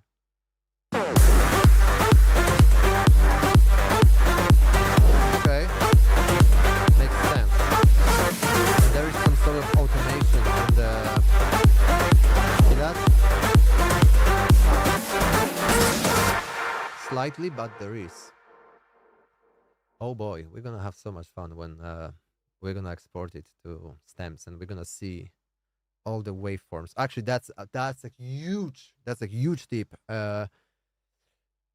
Even I think Skrillex is like the biggest endorser, and Charlie Puth, of this method to print everything to wave as soon as possible, to have the full control over the sounds, because yeah, you can play around with attack, decay, sustain, and release of every synthesizer and stuff like that, but you will only like see what falls where when you like see the visual representation of it. It's so much easier to control them, everything, and make sure it doesn't overlap with things it does.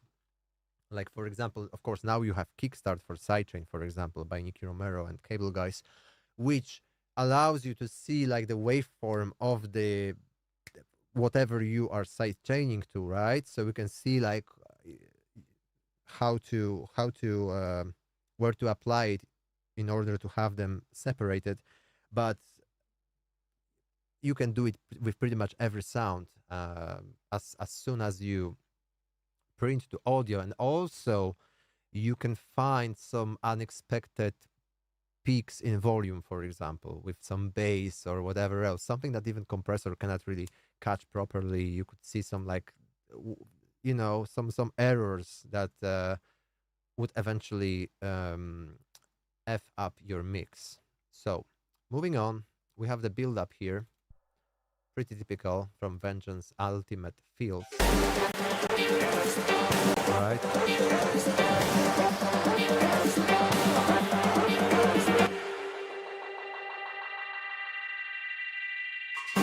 Yeah. Okay, so this is a pretty basic tip, but maybe someone doesn't know. You have to match the pitch of the key of the sample. If it's like a tonal sample like this build up, it's in A. And I believe that the song is in G, so it has to go a full step down, or 200 cents, in order to fit the key of the song. So let me just put it to FX Build 1.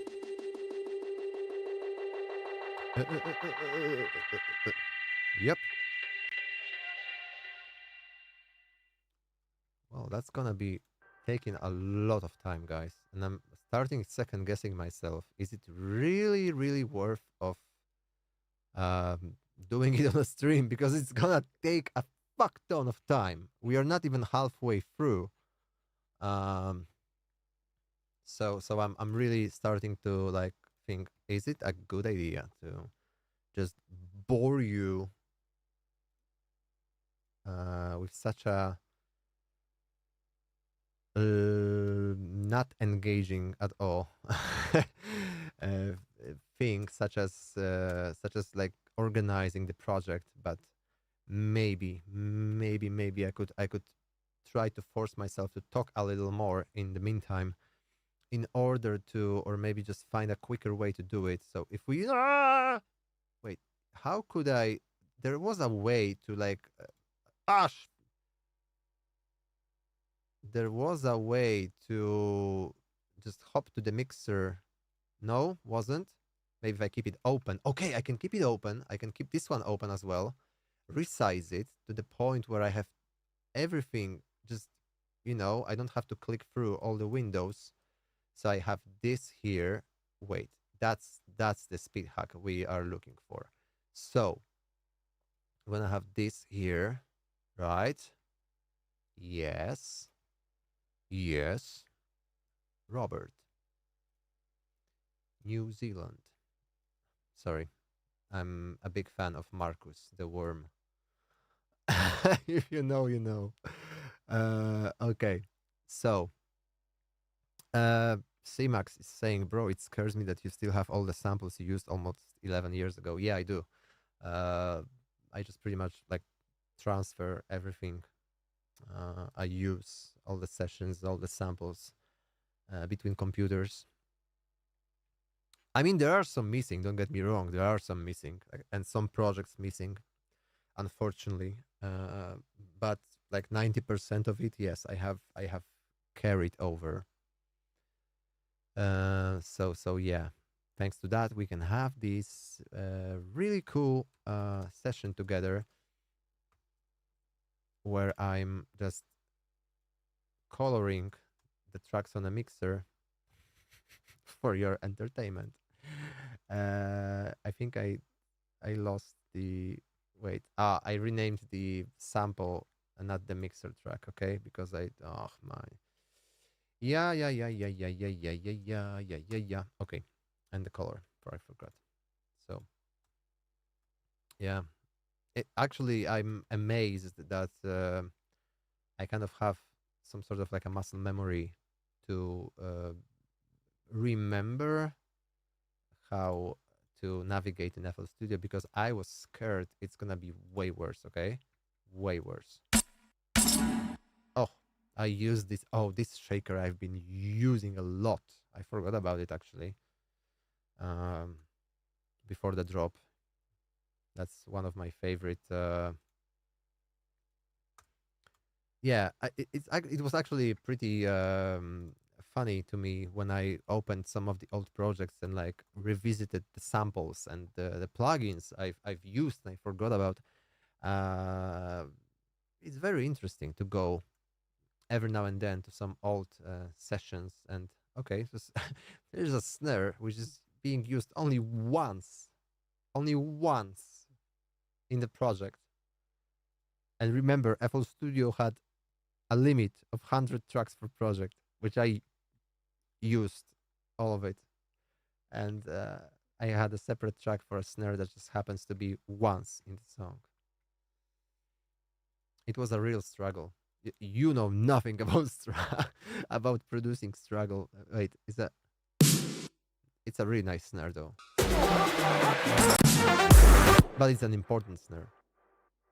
It's a really important snare, guys. Dear snare. It's not too late to send a demo. Question from Dan Strike. You can always drop a demo on our Discord, which you can find at doriannewman.com if you haven't joined yet. And you can drop the demo there, and we're gonna be going back to the demos very soon. It's just I'm trying now to dedicate maybe max half an hour of each stream for the demos. Or maybe I'm probably gonna start like having a different separate streams for the demos only, because not everybody comes here to listen to the demos. Some people want to see me work, some people want to see me talk and answer the questions. So I'm trying to have it like as how can I say that? I'm missing the word. I'm trying to say I'm trying to accommodate everyone, but like to the point where it's not. I can see why it's not entertaining for everyone, you know. But of course, we are not trying to entertain everyone. I would rather entertain you. And like I'm way beyond. Sorry, there's water with some lemon in it, and I am. I've been, um, I'm way past try harding to impress everyone. You know, be liked by everyone. I don't care about that anymore. I used to. I used to trip over like every single comment saying like, "Oh no, it's not the same. It used to be, used to be better." Uh, and then panic and try to fix it and and forgetting completely about like, hey, it's my music, my life. Like I want to do what I want to do, what makes me feel good. If it's not working for you, well, that's a shame. You can always listen to some old tracks, but so yeah, I'm not every song of mine is gonna be like progressive house, and this progressive house is gonna be way different than the progressive house I used to do back in the day, because I really feel like a different person right now, and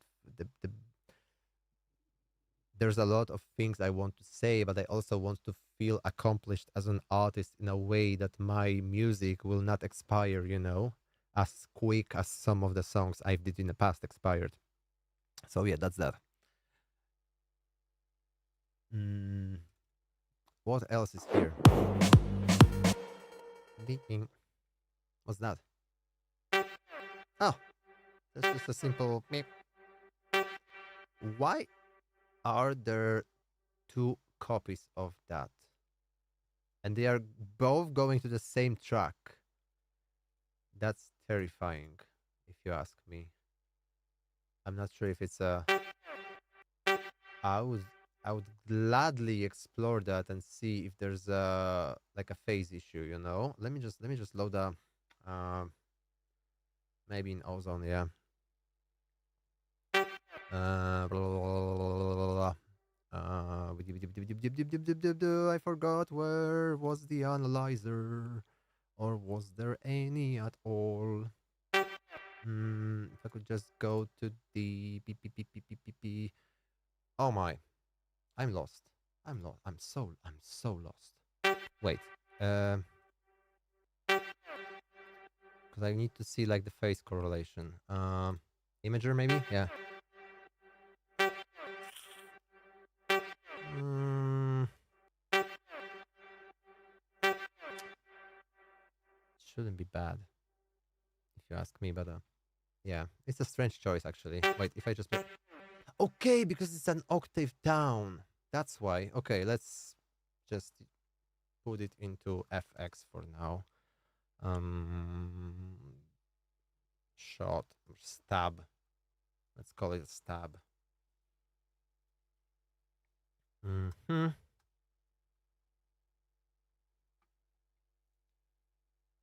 How much? Oh, it's already 2 hours of a stream. That went fast, actually.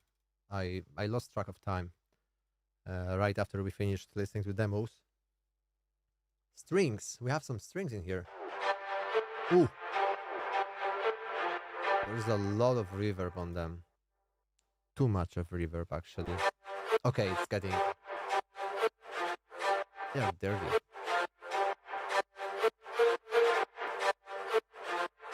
And they are panned left for some reason. But okay, let's leave it for now. Let me just get the strings. What I really like to do, but this is a part of a lead, so I'd rather treat it together with the leads. Let's call it a cello, maybe. And I renamed the track. I'm sorry about that. Normally, I like to have the organic sounds, instruments like strings, guitars on a separate buses. But this time, because it's playing the same melody as the lead, I would rather have it together with the synths, in order to then glue them together, because they are pretty much serving the same purpose. Mm. Hmm. And then we have the horns. Okay, the French. There's a French. French.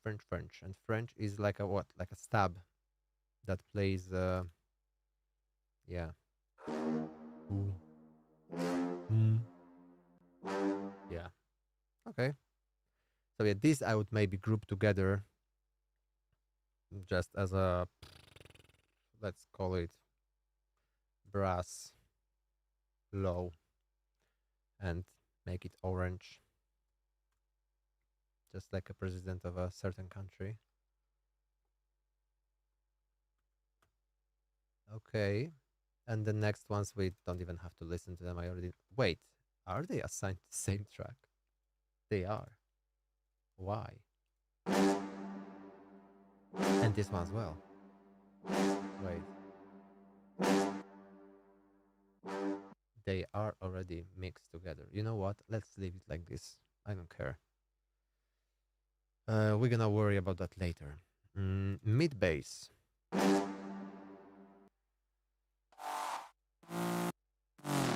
Ooh.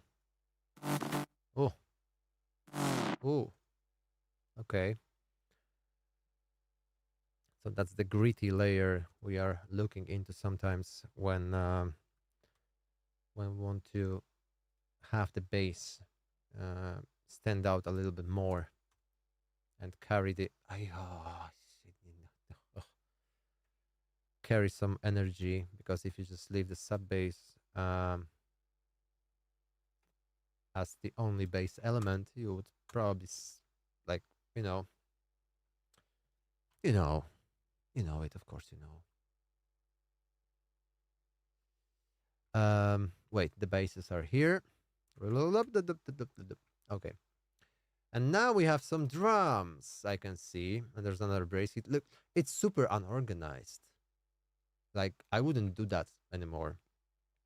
Because you see how much time you have to spend now to, like, if someone tells you, hey, can you export me, like, the groups? And you're like, yeah, okay. So I used to go one by one. And, oh my, and I used to, like, sometimes miss a track or two that was supposed to be like in a drums bus, for example, and I had to do it all over again. So it was a mess. Or sometimes I printed the same track to do two different groups, because I was doing it separately. And don't ask, like, it's. I'm glad I'm not using FL anymore, for that at least, because there are some things that I really miss. Especially when it comes to with like the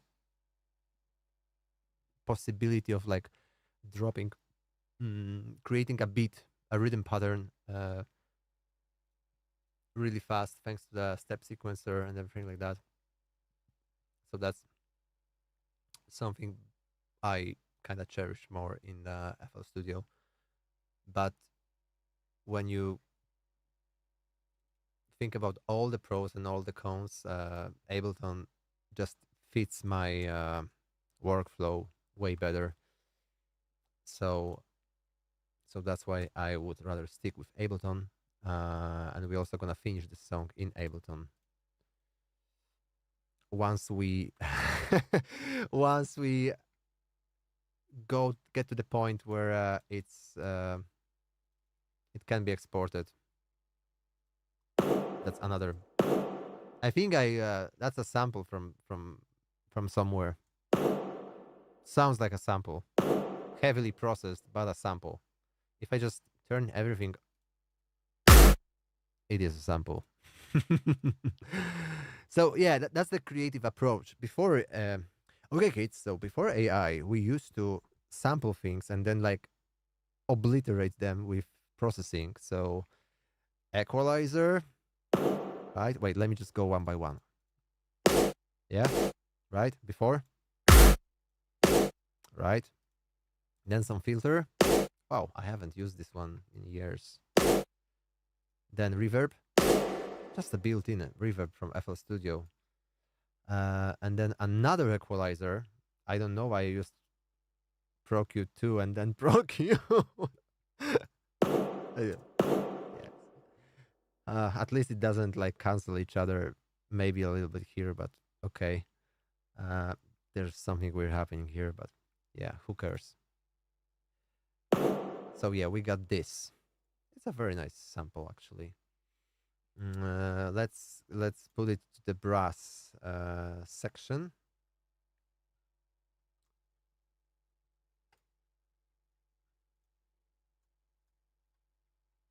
Hey, I managed to do it properly this time. So,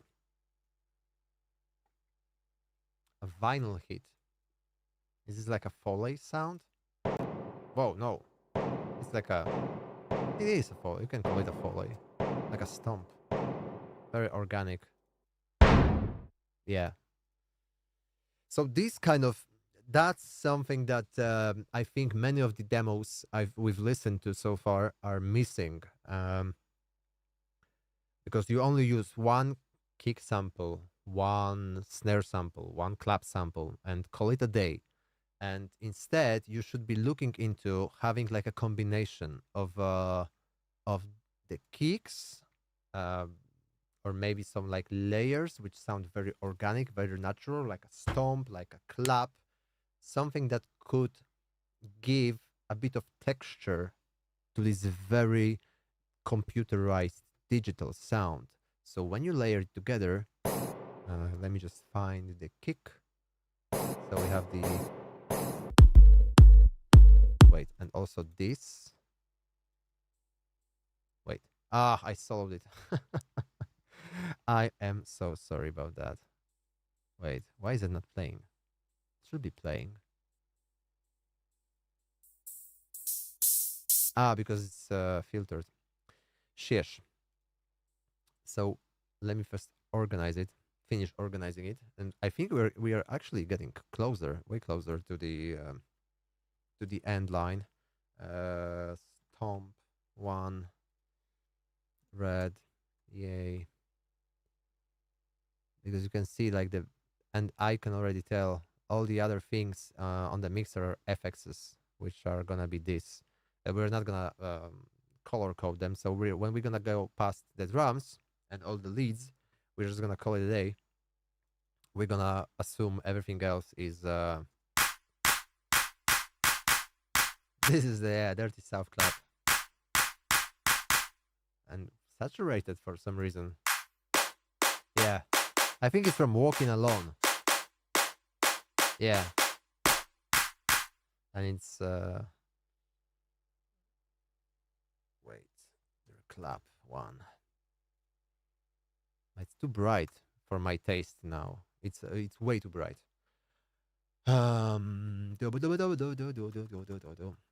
Yep. So there's another thing here, and it's automated. No, wait, that's strange actually. So it's filtered down for some reason, or like, yeah, this compressor I've used. It's actually free. I used to like really dig the free VSTs for the obvious reason. I didn't have money. There's some panning. Whoa, this is okay. That's very subtle, if you ask me. See? I'm gonna put it up by just a notch, and right, it's a second ride basically. I'm not sure if it's gonna be necessary because I have to play it in context with another ride and see if it's not clashing. It's also a panned, almost hard panned left. I wonder, and the second ride isn't panned at all. That's the problem. We can already see that on the mixer because you can see the panning very clearly. Very little things are panned at all, and that was also a mistake I was doing. So everything was right in the middle. Um, so that's a craft also worth learning to kind of figure out like where to put the sounds in a space. Um, because sometimes the volume and panning should be done even before you touch an equalizer, you know? Um,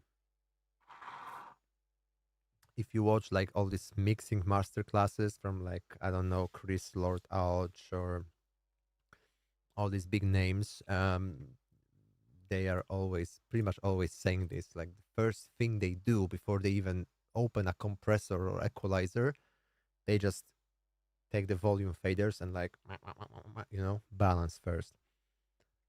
Um, Okie doke. Where were we? Where were we? The second stomp, I probably assigned to the same track. Yes. The kick. This is a Nicky Romero kick. Yeah. Oh, I like it so much.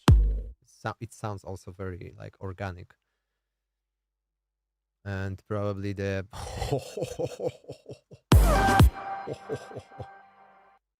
there's an analyzer switched off, probably to save some CPU, but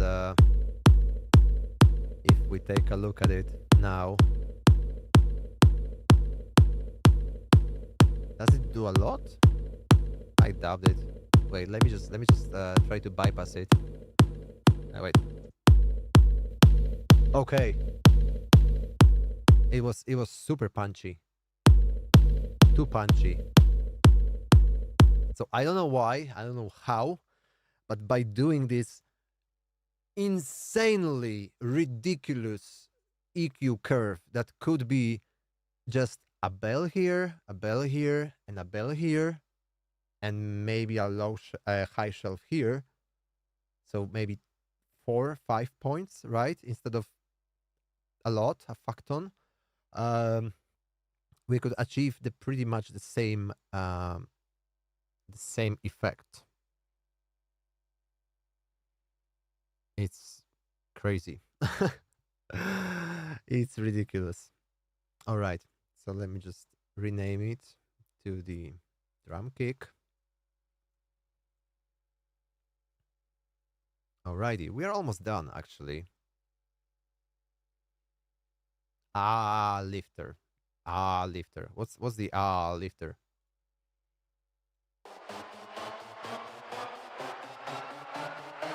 Okay.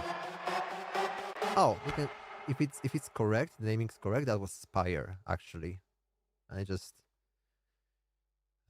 used some effects from Spire and probably pitched it up in order to have this build up. Yeah, also that's a cool thing, and I think that people should do this more often.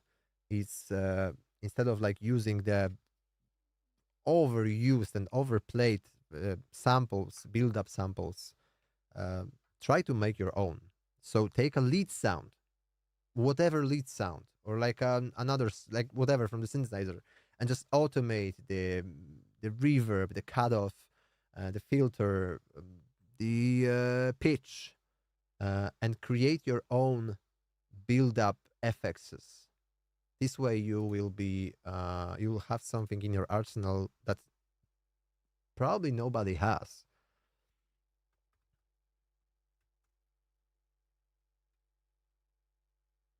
I actually done both. I used some like good old build up samples because I was a lazy fuck.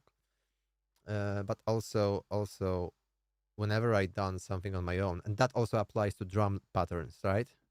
Because some of you probably just slap the drum loop and call it a day, and I think that it also doesn't serve the song pretty well. I mean, sometimes it works, you know, Sabrina Carpenter espresso. Just two loops from Oliver Power Tools, but in most of the cases it doesn't, and you know, sometimes maybe just separate the samples from the drum loop if you like really the sound selection, and because it also the rhythm of the song, the bass line, everything determines the rhythm, and not every loop fits everywhere. So that's another thing to really think about when creating a groove. And this is a Tom. I can already see that. From Muteki Ultimate Beats. I really loved this pack back in the day. And Avicii also did use it a lot.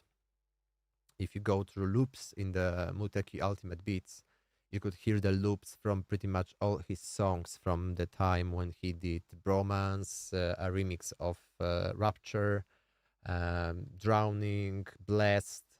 All the drum fills, all the drum loops are pretty much from this one pack alone, Muteki Ultimate Beats 2. So when I was, I was so I felt like I discovered something unreal when I heard this samples. I was like, oh no, no, no, no, no, you know this.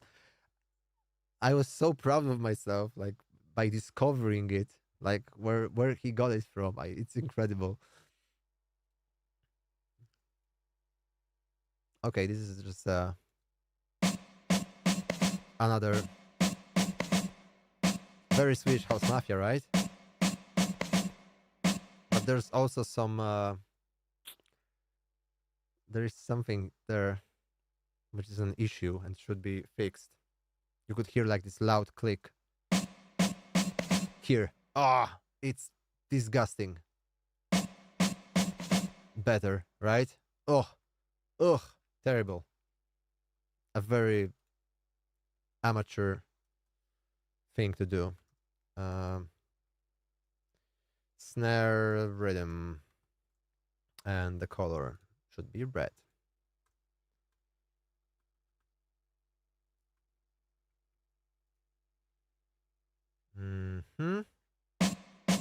I actually like this groove. Yeah, it's very size records, right? And there's some marching snare, which I also used to be a sucker for.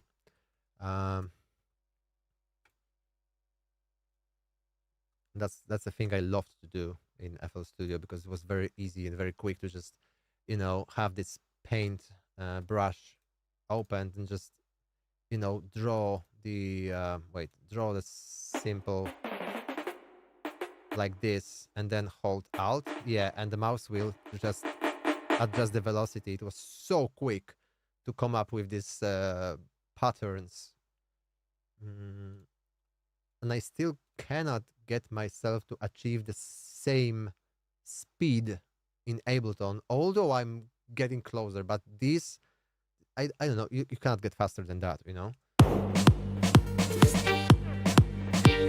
think it's automated, right?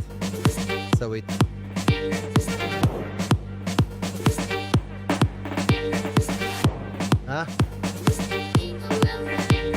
it actually clashes a little bit with the other snare we just labeled.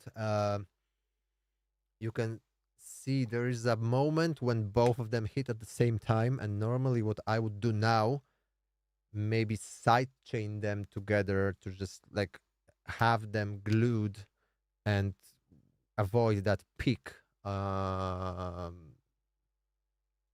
little peak in audio, which would definitely trigger the limiter or in the compressor.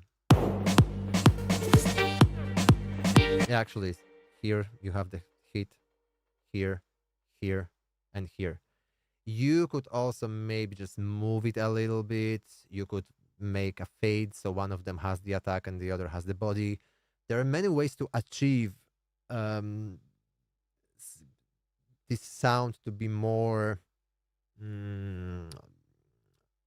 technically good, like, so it doesn't, how can I say, oh my gosh, like my language skills are off the window, but you know what I'm saying.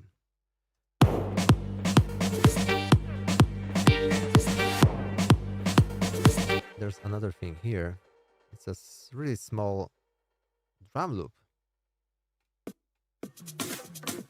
Okay, so it was a very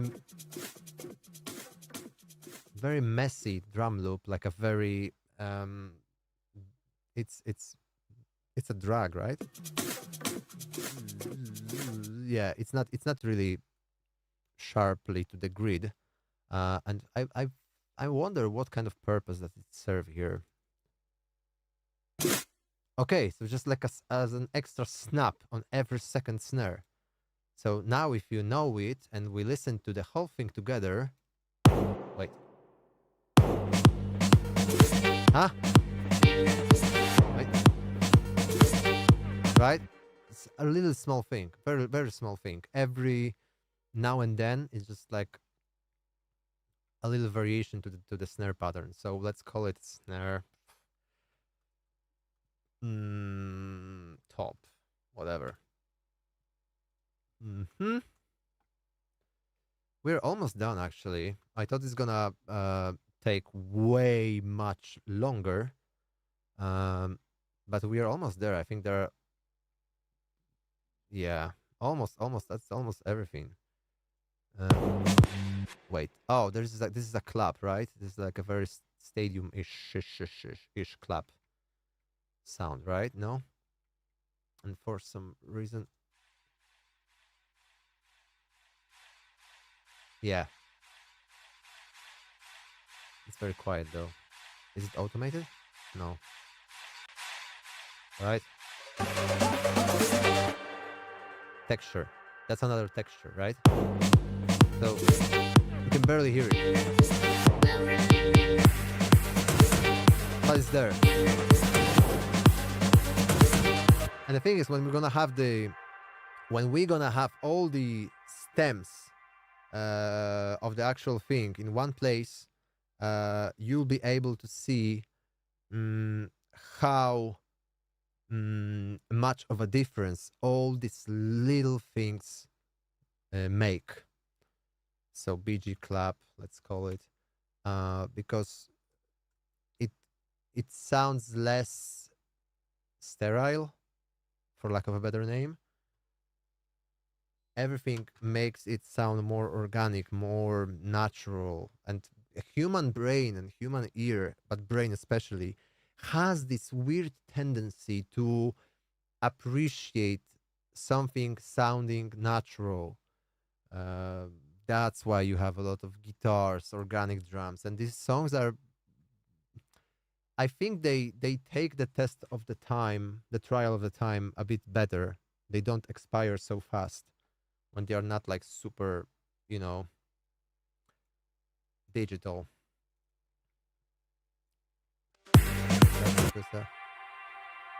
Okay, a smeared tonal effects. Pretty cool though. Very nice atmosphere it makes. So yeah, I think that's the last. I think that's the very last stage of when I'm producing. I'm working on the ear candies, you know. So everything that makes it more interesting, because if you if you have this without any automation, the intro even itself, without any automation whatsoever, without any small little elements, reverses, yada yada yada, an average listener is getting bored. And now it happens even faster after after TikTok, everything like the attention span went out of the window as well.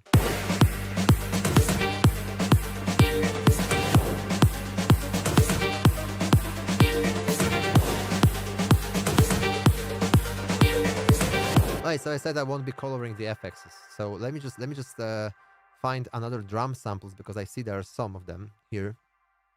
And mark them as drums real quick. Woo!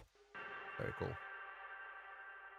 Drum feel 2 or 3 maybe. I lost the count actually.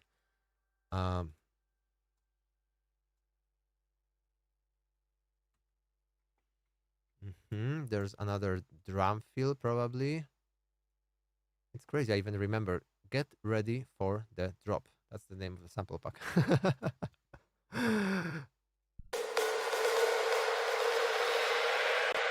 Super distant because of a reverb.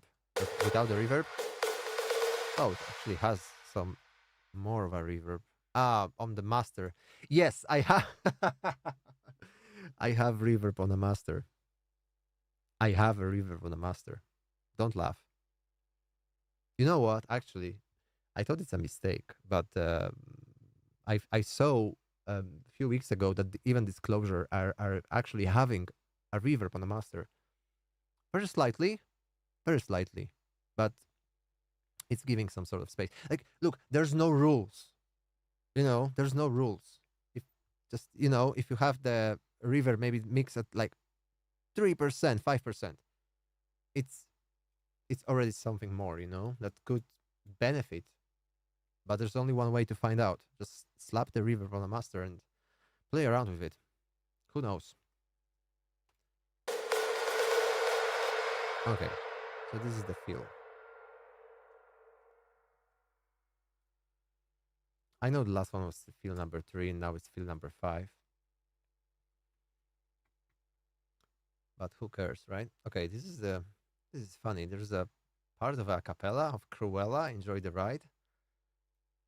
You wanna hear something funny? I was supposed to produce the song. I had the stamps and I actually like produced the song, but they didn't.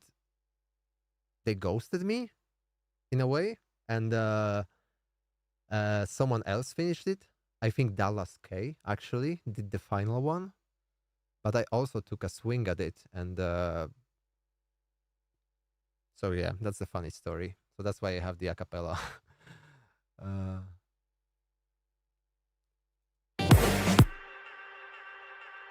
It's only like a right?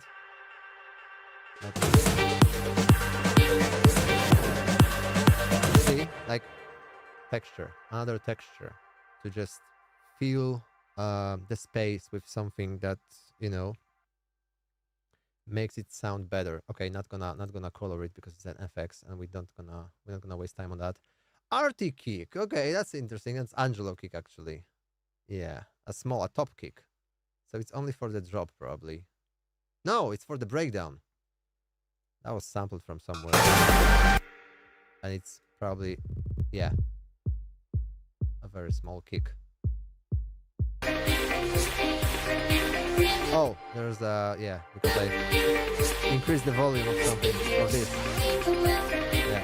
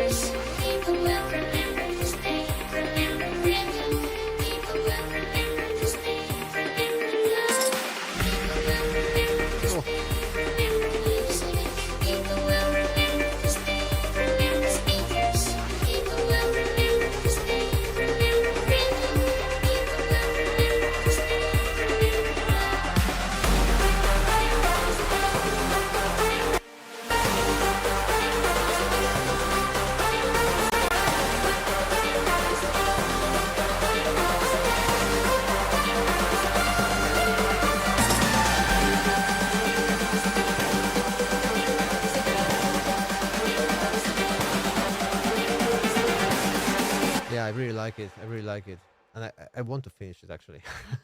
I know I wasn't sure. I'm sure now. I want to finish it. But I'm not sure if the drop is gonna stay the same. Like, let me tell you something. Look, if I play the drop now.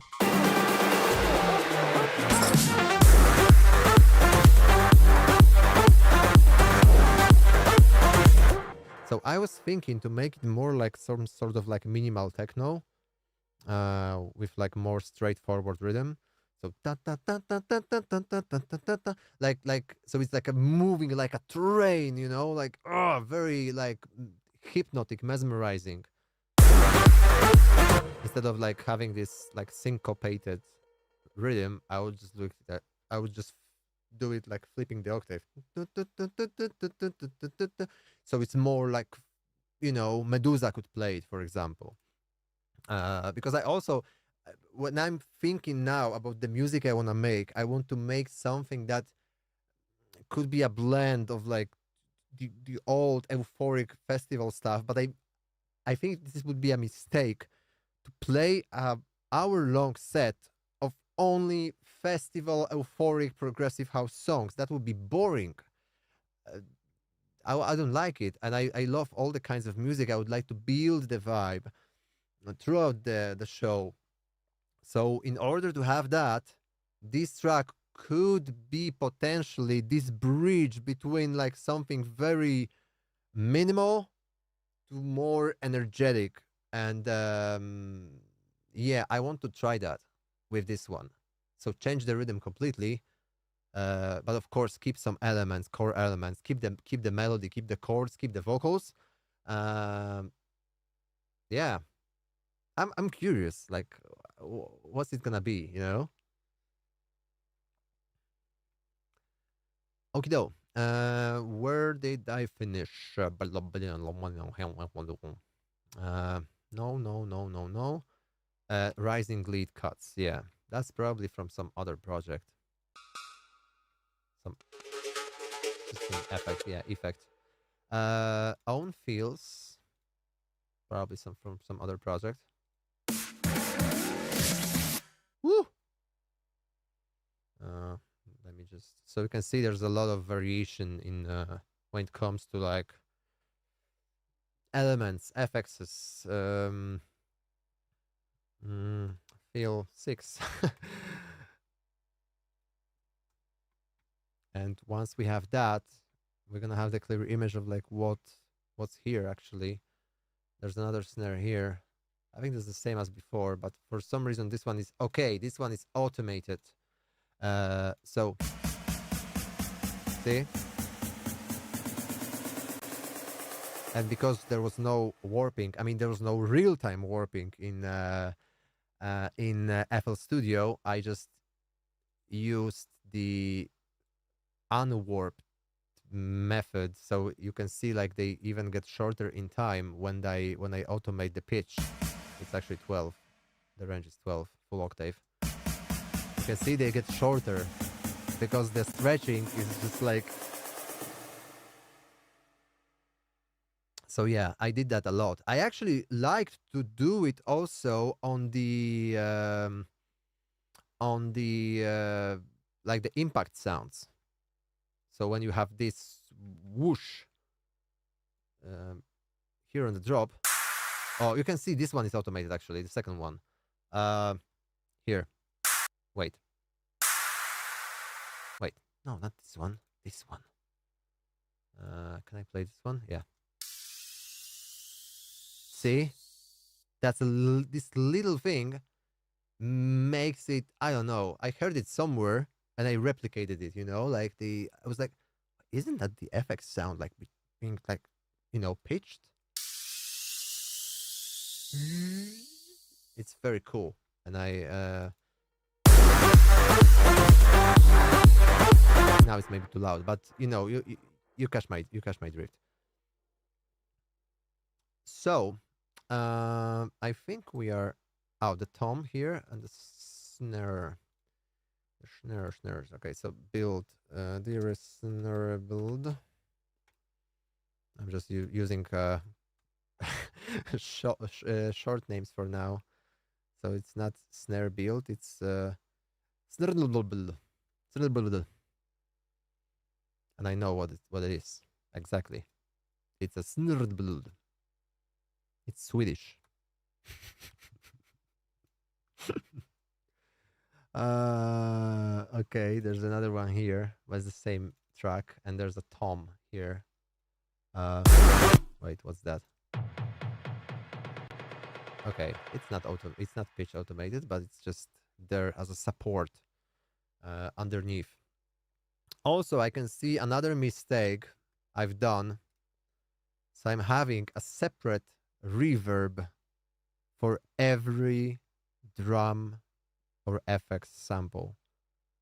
That's a big no-no. A huge no-no. First of all, it's killing your CPU. especially when you like use the pretty much same reverb, of course, right? Because you can have like a whole chamber plate, room, whatever. I'm not saying to use one reverb across the whole project, but for the drums, for example, like it's stupid to have the same kind of reverb as a separate instance on every track. It's better to use or either have it on the bus, like automated when you have it as an insert, or as a return track that you send all these samples to, So yeah. FX, we don't care about that. Vinyl start and stop, that's also an FX, so I'm not gonna touch that. Wait. Oh no, what I've done. I have to minimize this. Okay, perfect. So what's that?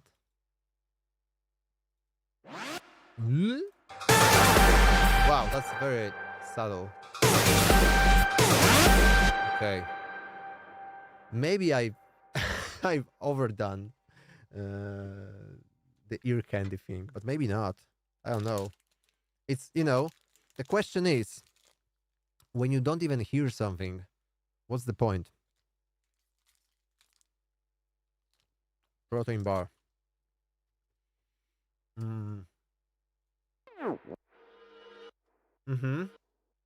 We have some reverses here.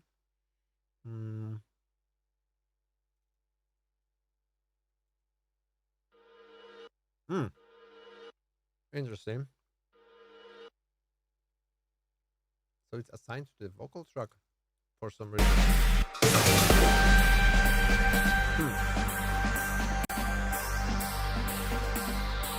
Okay, and the vocal, of course. This is something we need to have.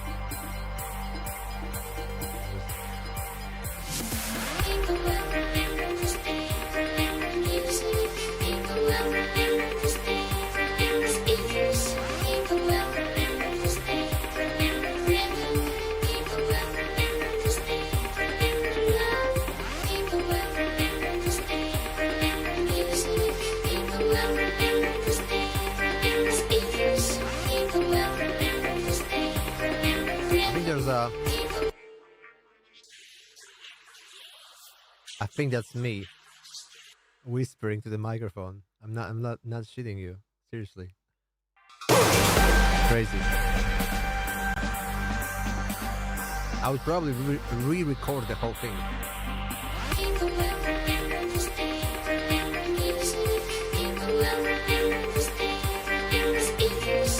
Yeah, I think that's it. That's a wrap. Everything else here is just an effect. So that's it. Guys, we have organized the project. Amazing. Okay. We can move this here. As well as this.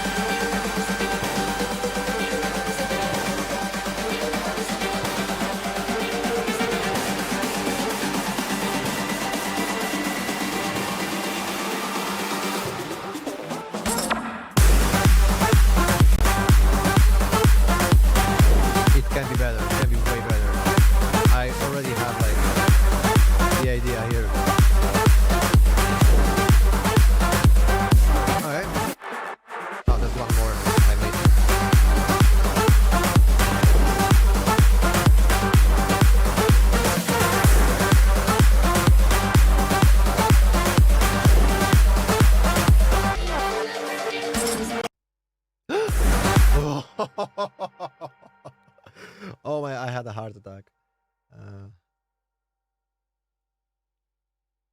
Okay, let me just... Guys, we actually did it. We did it. I think everything else is an FX, but maybe I'm wrong. Wait, oh, this is no. Yeah, this is a snare.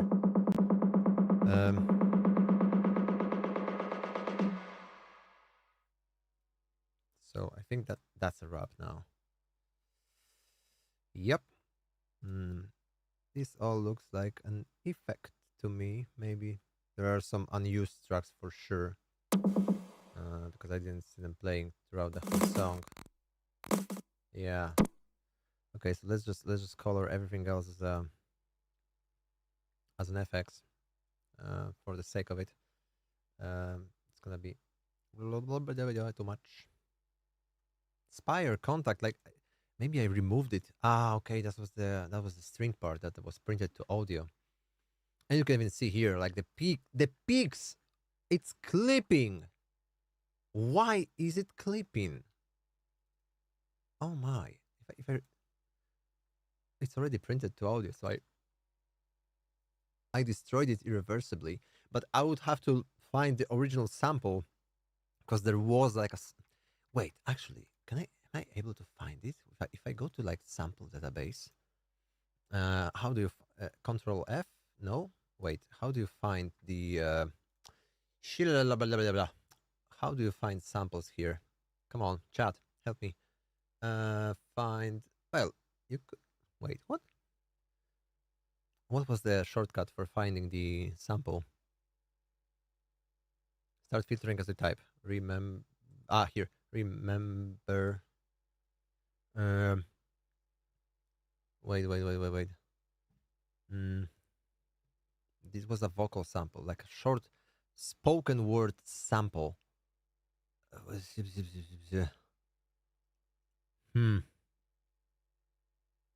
Damn. I'm not sure I'm gonna find it now. I would love to find it though, just to show you like how unmusical was the sample, the original one. It was just a guy talking. People will remember this day. Seriously, huh? Wait, maybe I could find like a folder, spoken maybe. I don't know. Wait, spoken. La la la la la la. No, I'm not sure where. Come on! What to say? No. Where was it, man? It's crazy. I'm gonna take a look after the stream tomorrow and try to find it, because it's so amazing, and I think that could be a cool indicator of like how can you change the sound from what it was originally into something completely different. And I would also like to. I think I encouraged you to do a lot of things on this stream, but that's another thing to do. To don't be afraid to experiment, to play around with the samples, with the song, with the sounds, especially now, in the times where a lot of people are using the same samples or same loops from Splice, and they get copyrighted. We actually had a situation like this on the last stream, where someone just had a Splice sample, and of the vocal, and even though it wasn't his track and it wasn't released, the content ID on YouTube already had a match and pretty much taken down my live stream because it's copyrighted, and it wasn't. It just had the same sample of the vocal that someone else already used in his record, and he registered it as a copyrighted content. And content ID, if it's something so prominent like a song starter loop or like a melody that starts the song with, the content ID already grabs it as a copyright infringement, So yeah, we have the project tidied up to the point we can pretty much, yeah, we can pretty much export it. And I'm excited. Probably there's gonna be a lot of empty tracks. But first, wait, what have I written down? Balance. Okay. Oh. Oh. Oh.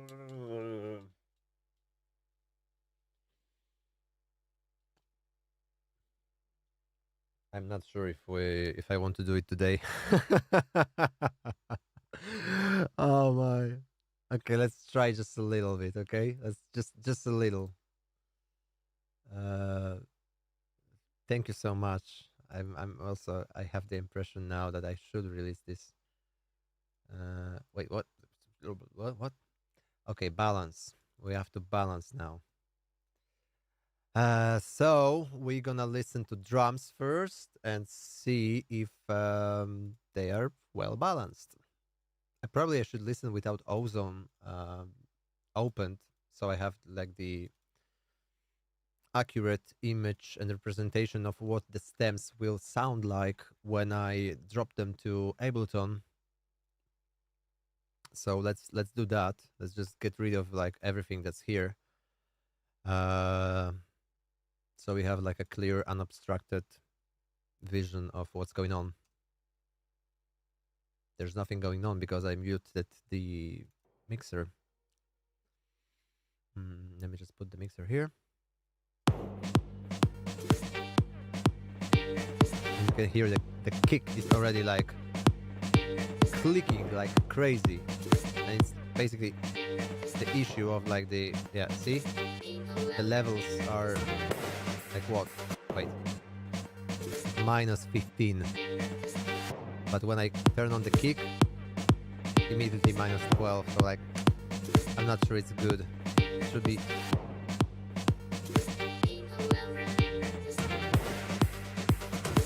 Let me see. Yeah, because I'm compressing also the kick after the equalizer. But actually that's not bad in this case. But yeah, I think the kick is way too loud comparing to the rest. I'm scared of this. I'm scared to touch it actually. We're gonna do some AB probably. But that's gonna be soon. First balance. So we don't touch the EQ now. We just do the balance. And for that I also should switch off the EQ probably.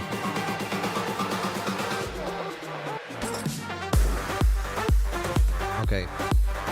So let's focus on this. How can I loop the, yeah, with shift and now no. Come on, chat, help me. How to loop this? No, this is a pattern versus sound. If I just press, yeah, if I just play now, will it loop automatically? Wait. Yes. Okay. Perfect. Muscle memory. So I think that I cannot keep the bass line. The kick is too much in your face. See? Like, way better already. The stabs also too loud. Way too loud.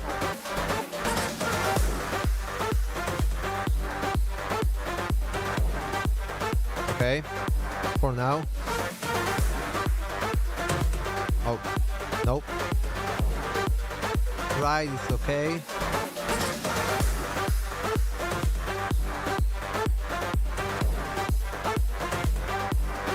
The second ride. It's okay. Maybe I'll just like try to panic. The stomp. No. Way lower. Okay, we go to the snares now. Here, the marching snare. I don't even like it, but here, clap.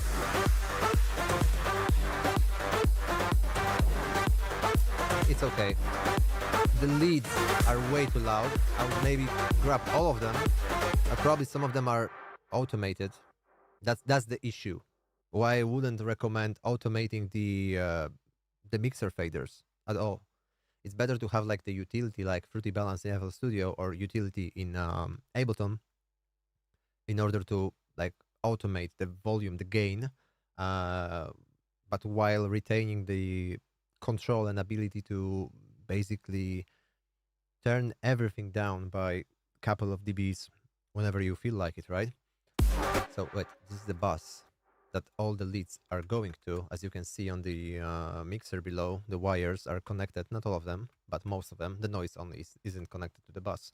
But all of them are, all the rest of them are connected to the bus. And the bus has a lot of processing, actually. So you have some blue compression, a filtering, a little bit of EQ, but not that much. Actually, that's a very correct way to EQ, comparing to what you've seen before. Whole reverb, okay, as an insert, interesting, and the volume shaper. So maybe for now, I would just also switch everything off, just to see. Probably we are gonna remove sidechain because of that. Yeah. But okay, that's fine.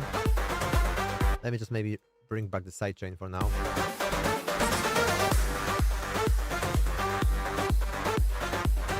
And I would just start by taking all these sounds down by just a little, maybe like 2 dB, to see.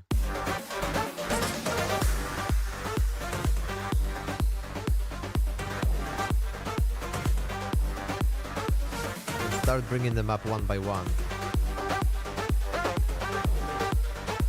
Like this one is too boxy, I can already tell.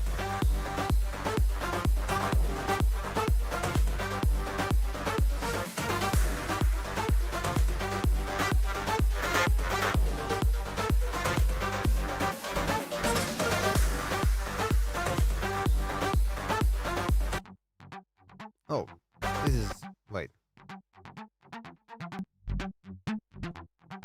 Okay, I would probably have to work on it a little more. For now, I would just switch off all this processing and just export it as a stem and tweak it later in Ableton. The noise.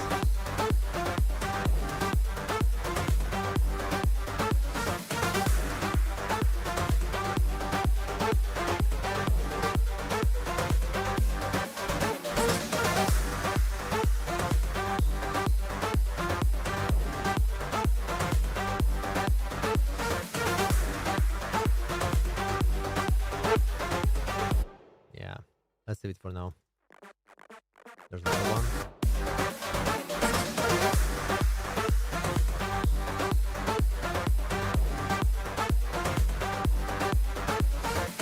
There are some of the layers that sound very similar to each other, maybe too similar.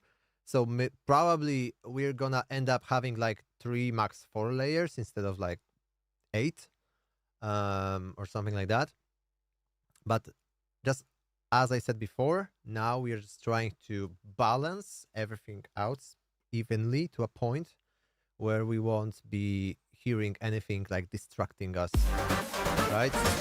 So next we have the sub bass. Pretty high actually for a sub bass. It's pretty high. Should be an octave lower.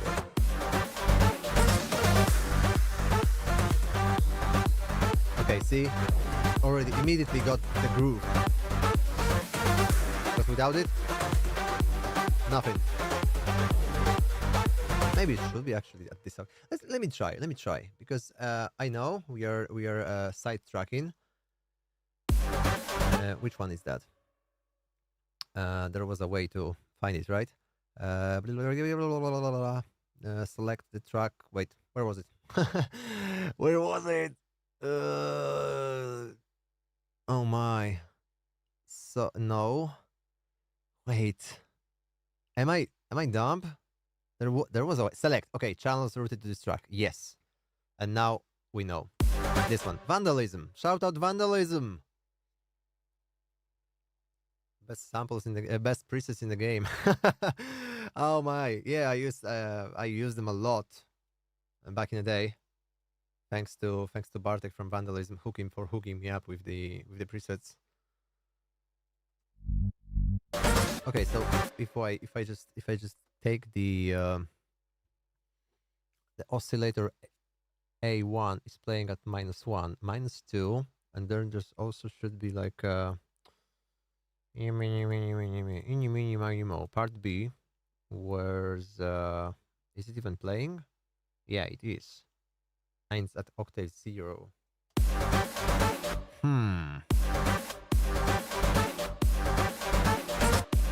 Right. Is it playing? Should be. I can't hear the difference, so probably it's bypassed.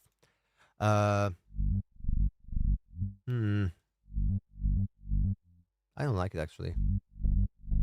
Okay, so the sub layer is very like it's turned down a lot. You could see it was originally here, and I cannot really hear properly because my speakers are turned down a lot because of the stream, so it doesn't bleed into the mic. So you know what? I'm just gonna leave it for now as it is. Right? Worst case scenario, it's a very easy pattern to replicate.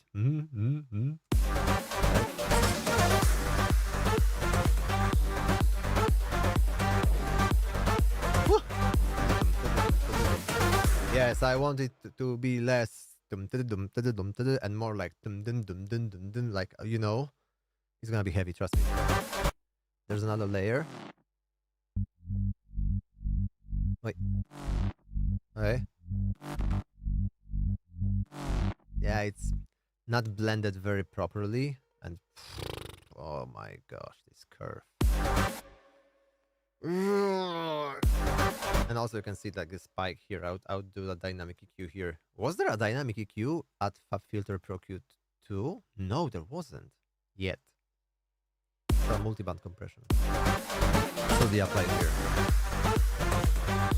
Okay, we have this.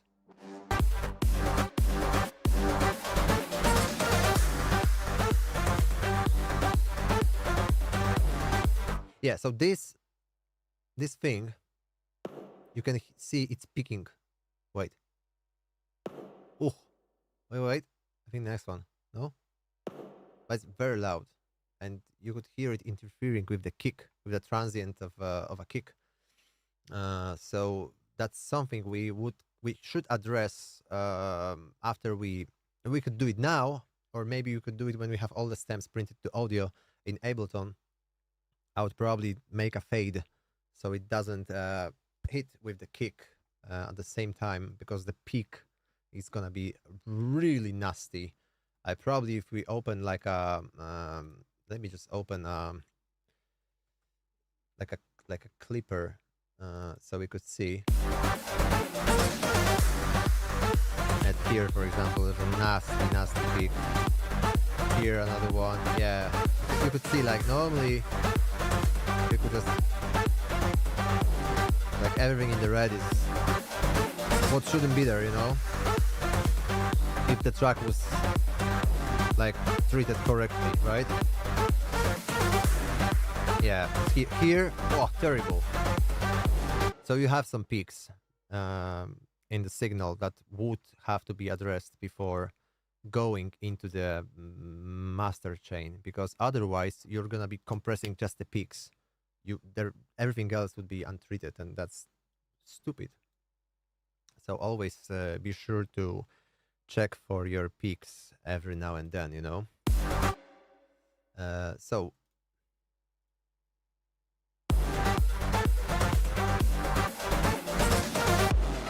that's pretty much it.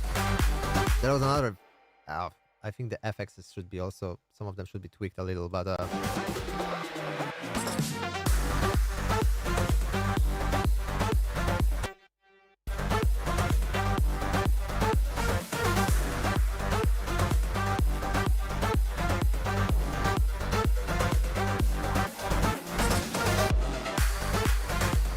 clap, clap, clap, clap, clap, clap. This one.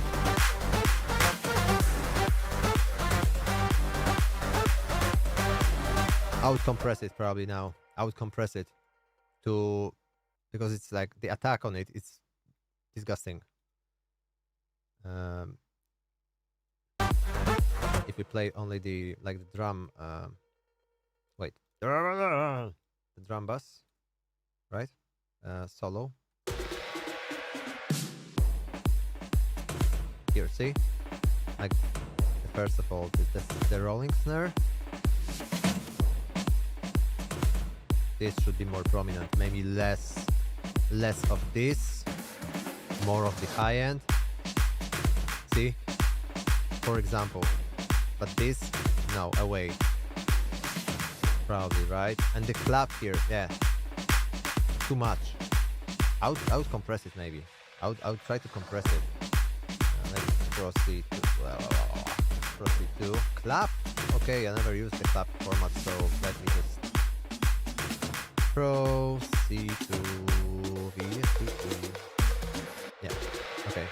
Let's go back to here. Probably a lot of look ahead is gonna be needed in order to grab the peak. Oh, we have some latency compensation which stopped working for some reason, and you can see like it lost. Oh, yo. Okay, so that's here is where my competence in FL Studio. Wait, there was somewhere like a place to like just reset the smart disable. No, to fix the latency. No, or maybe here in the plugin itself. I don't remember, guys. Chat, help me. Ay. Yeah, see the latency is here. Wait. Let's just. Yeah, if I put the. Okay, I could just over. No, it doesn't work. How to fix the latency? Yeah. I have no idea. I'm clueless, actually. I'm clueless. Okay, we're not gonna use the look ahead now. We're just gonna try to. Okay, so it has latency anyways. G. Wow. Okay, you know what? Wait, someone's saying, okay, Matisol. Options. Yes. What else? What's the next move? What's the next step? I'm gonna see if I can figure it out myself. No. Audio. Uh-huh. No, not the interface latency. No. That's not the thing I wanted to have. Maybe or there is something else you want to tell me. I'm talking about the latency that happens when you enable the Pro C2. Help. There was something. There was a thing to do.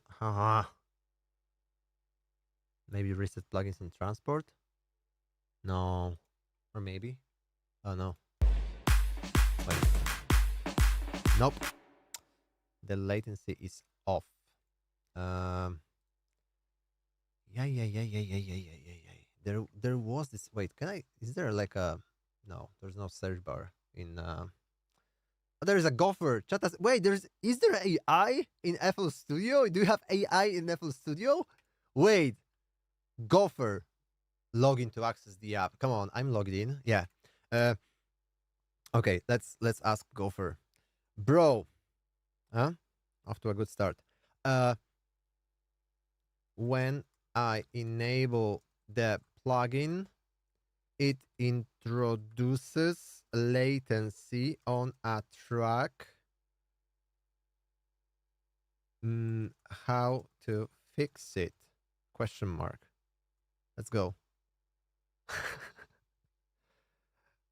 When a plugin introduces latency on a mixer track in FL Studio, this is usually to do a processing time the plugin needs. FL Studio plugin delay compensation. Yes, PDC exactly. So where in the mixer menu? Yes. Then options, plugin delay constant automatic. Yes. Yes. AI for the win. Normally I would just Google it and find the same answer, but well, now you don't have to leave the. I wonder if Gopher is also gonna be like, bro, don't finish this track. It's shit. Find a real job. Oh my. What a time to be alive, huh? Okay, back to the compression of the clap because it's not gonna be it's gonna be bothering me. And not hold, look ahead. So what I like to do, I just max out the threshold.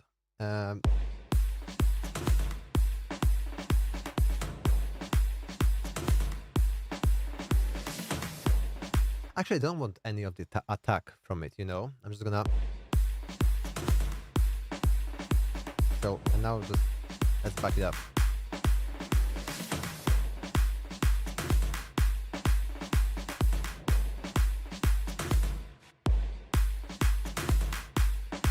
Auto gain. Well, one could use the also like the transient shaper. Maybe that could be a quicker way to do it. But first of all, let's address the actual frequency that is needed to trigger the. Yeah, something like that. So the transient is way less annoying this way,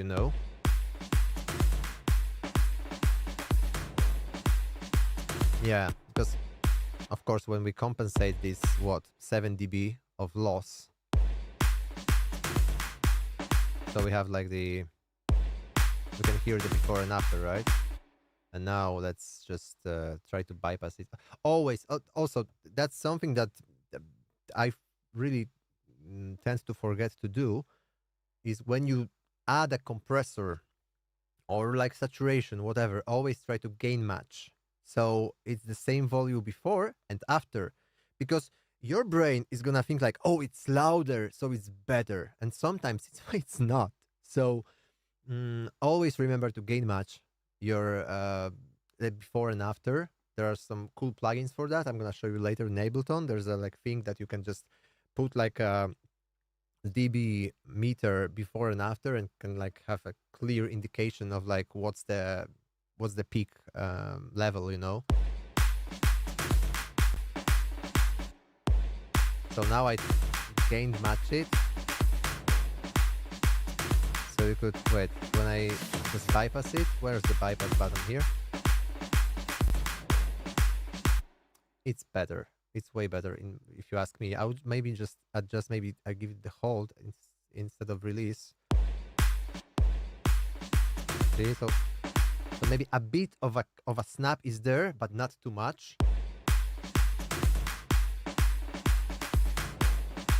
But so it doesn't like cut the whole thing. Maybe you could do it like this and just make it pump. Like, right? This way it doesn't have the transient at all. But it's all a matter of a taste. You have to, don't Google, how do I compress the clap? Oh yeah, just copy these settings. No, like it depends on the context. But what do you want to do? Is there anything else that has a very prominent transient or not? You want to add some body, you want to add some attack. That all depends. Use your ears. Always use your ears.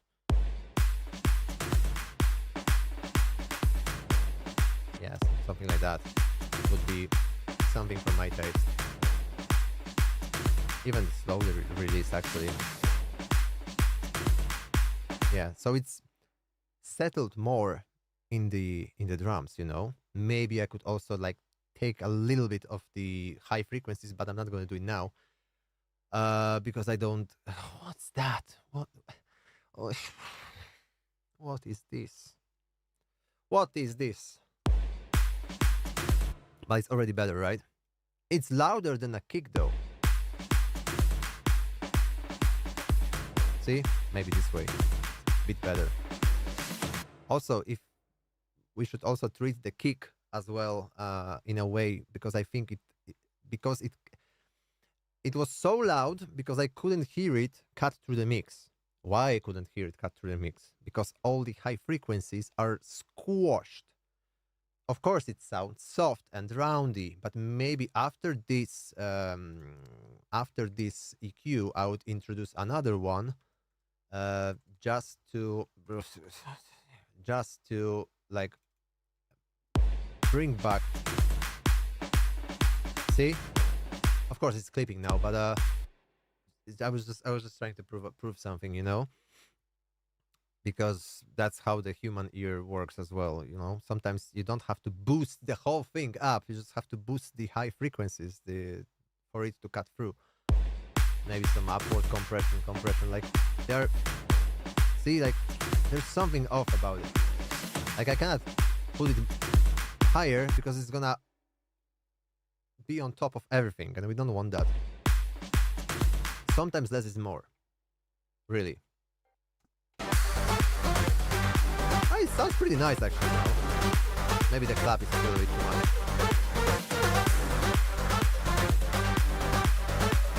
And that's another thing. Always listen in context. So this is how I should be tweaking the compressor while listening to the whole thing. Not the, of course, you can just start solo to figure out like what are you trying to do, where the threshold and attack should be, yada yada. But to tweak the final shape of it, always play the whole song in context, because what's the point of only soloing the clap, or like you're not gonna listen to them, you're not gonna have someone listening to this thing in solo. You have to think of it as a whole, you know.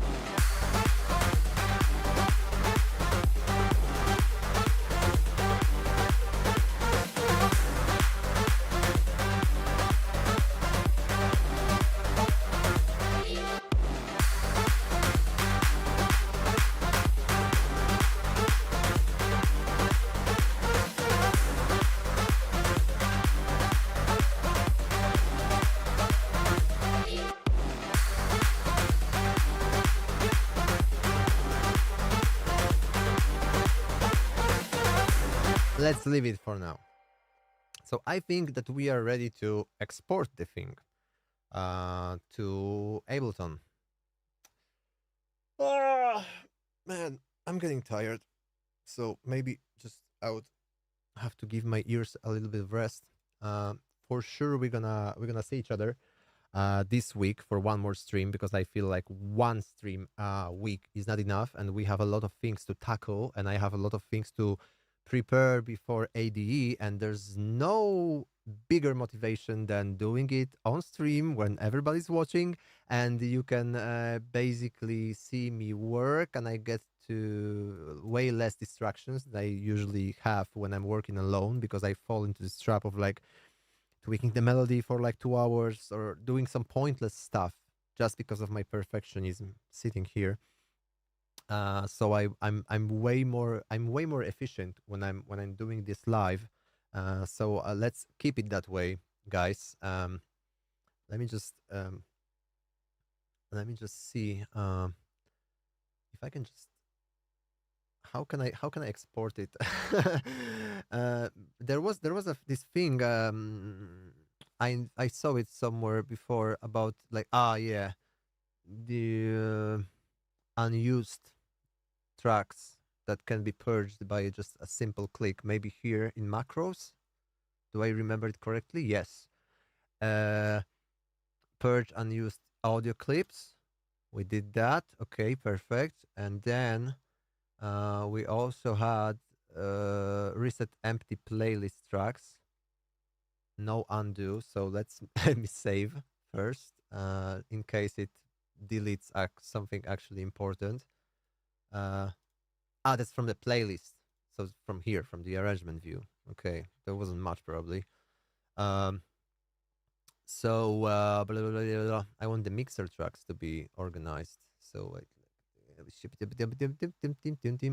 Unroot reset, blah blah blah blah blah, yada yada. No, I think there's none.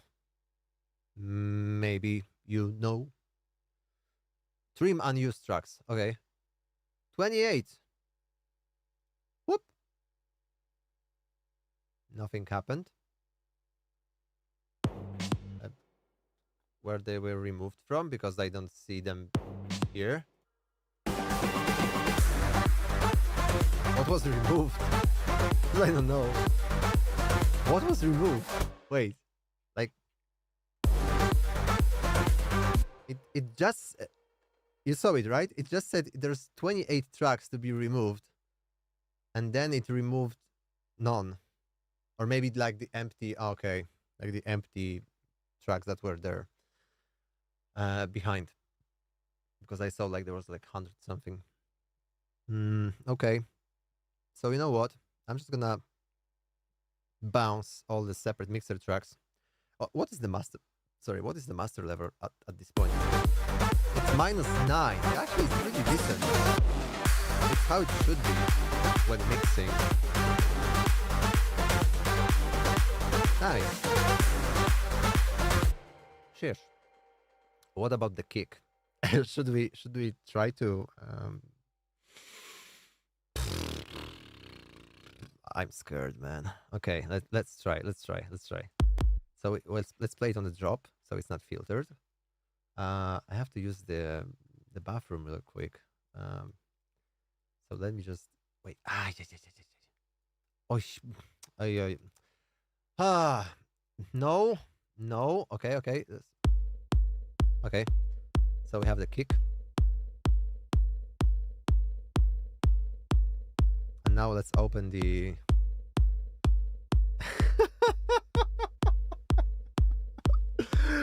Oh my... What are those? No. Okay, so let's do the copy to the B. And let's try to fix it one by one, okay? Oh boy. So this... unnecessary, if you ask me. This... Okay, we're in actually 30 dB of range, which is stupid as well. Like 6, 12 max should be the... You know... Okay, it's actually doing something. Can I just switch it off for a moment?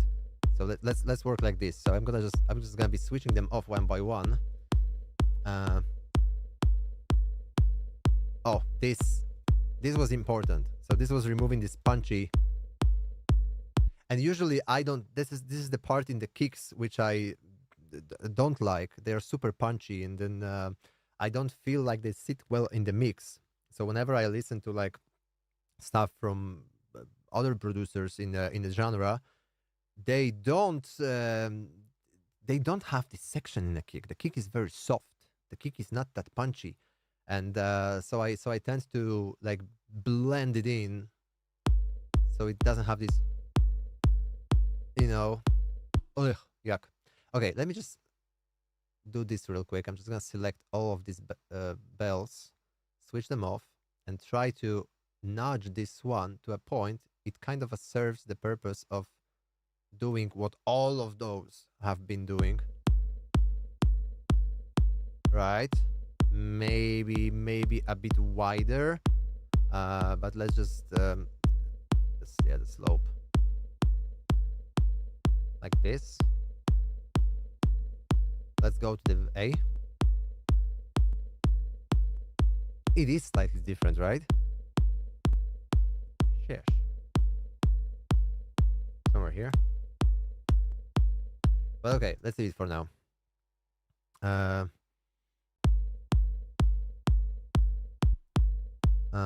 What else is here? This one, like, what for?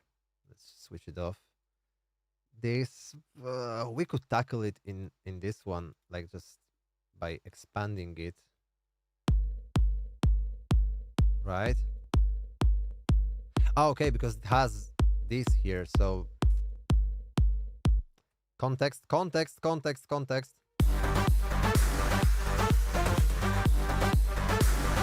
Wait.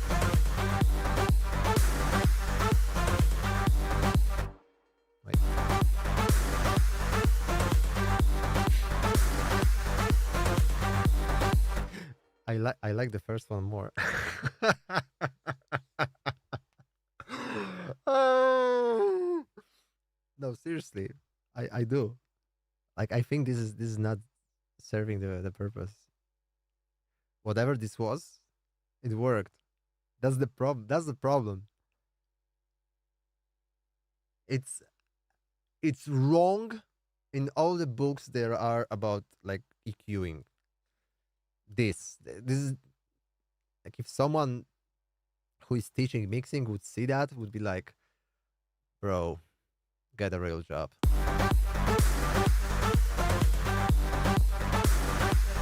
Like, sorry, I'm not gonna touch it. I'm not gonna I'm not gonna touch it. I'm gonna leave it as it is. I'm just gonna check maybe for like some phase issues, stuff like that. Maybe like isotope inside, maybe. Oh, perfect. This is the old inside, and it's not verified. So let's. What can I use? I can use span from Voxengo. To wait. I didn't load it on the kick, right? No, it is on the kick. Ah! Take it slow. Take it slow. Yep. Okay.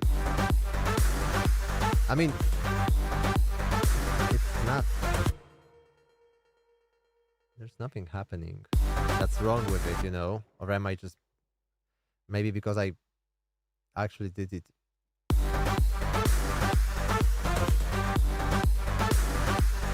You know what? I'm gonna leave it. I'm gonna leave it as is. It's super wrong, but I'm just gonna make it worse if I continue. I really don't like it.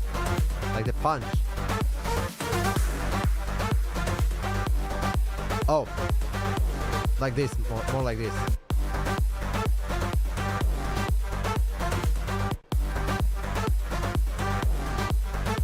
Yeah, maybe like this. So it's even less than it was here. It was like, what, -5 max. And here I made a huge dip. Like 10 dB. But you know what I'm saying? It's way better. It's way better. And now switch off it. Oh! Oh, disgusting. So you know what? Fuck it. I'm gonna leave it as it is. We are gonna bounce the stems, and we're gonna change to Ableton. So bear with me. Oh, the camera died. Whoa! For some reason, the camera's off. Oh my! So, guys, the phone that was responsible, that's working as a camera, I didn't plug it in. So it ran out of juice. Sorry about that.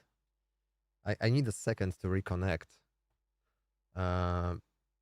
Because I have, like, the iPhone has just, you know, wait, lost its power. I need a second. Oh boy. It should be back in a second. Wait.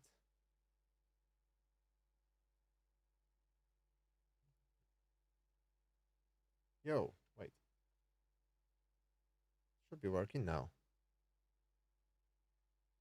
Is it? Wait, why is it not working? There's probably a different name for, oh my. Ay. Wait. I Okay, I know. Wait. Oh, it's working. No.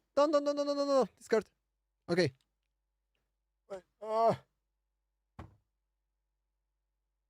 Perfect. Ooh. Okay, so I'm back. Let me just bounce the tracks. How export all, not playlist tracks. Oh my, mixer tracks. How do that? Wave file. Wait. Okay, stream. I switched off the monitor intentionally because there are some like confidential projects that I've been working on in the past that could get me in a lot of trouble for disclosing openly. Uh, you know, NDA and that kind of stuff. So resampling to the highest, full song, no mode, full song. Wait, split mixer tracks. Okay. Enable insert effects. Yes. I can upload to SoundCloud directly. Wow, that's crazy. That's actually cool. I'm really, actually, I'm really curious about just trying FL for like a day or two, just to see what has been changed. Maybe at some point in the song, it could actually benefit me to like maybe write the melody in Ableton, like have the idea there, but also work on the drums, for example, in FL Studio, which I really loved, and all the drum patterns. Like I don't know, I feel like I cannot come up with them so quickly as I was in FL Studio for some reason. So yeah, that's that. Enable insert effects, split mixer tracks. Yeah, I think that's it.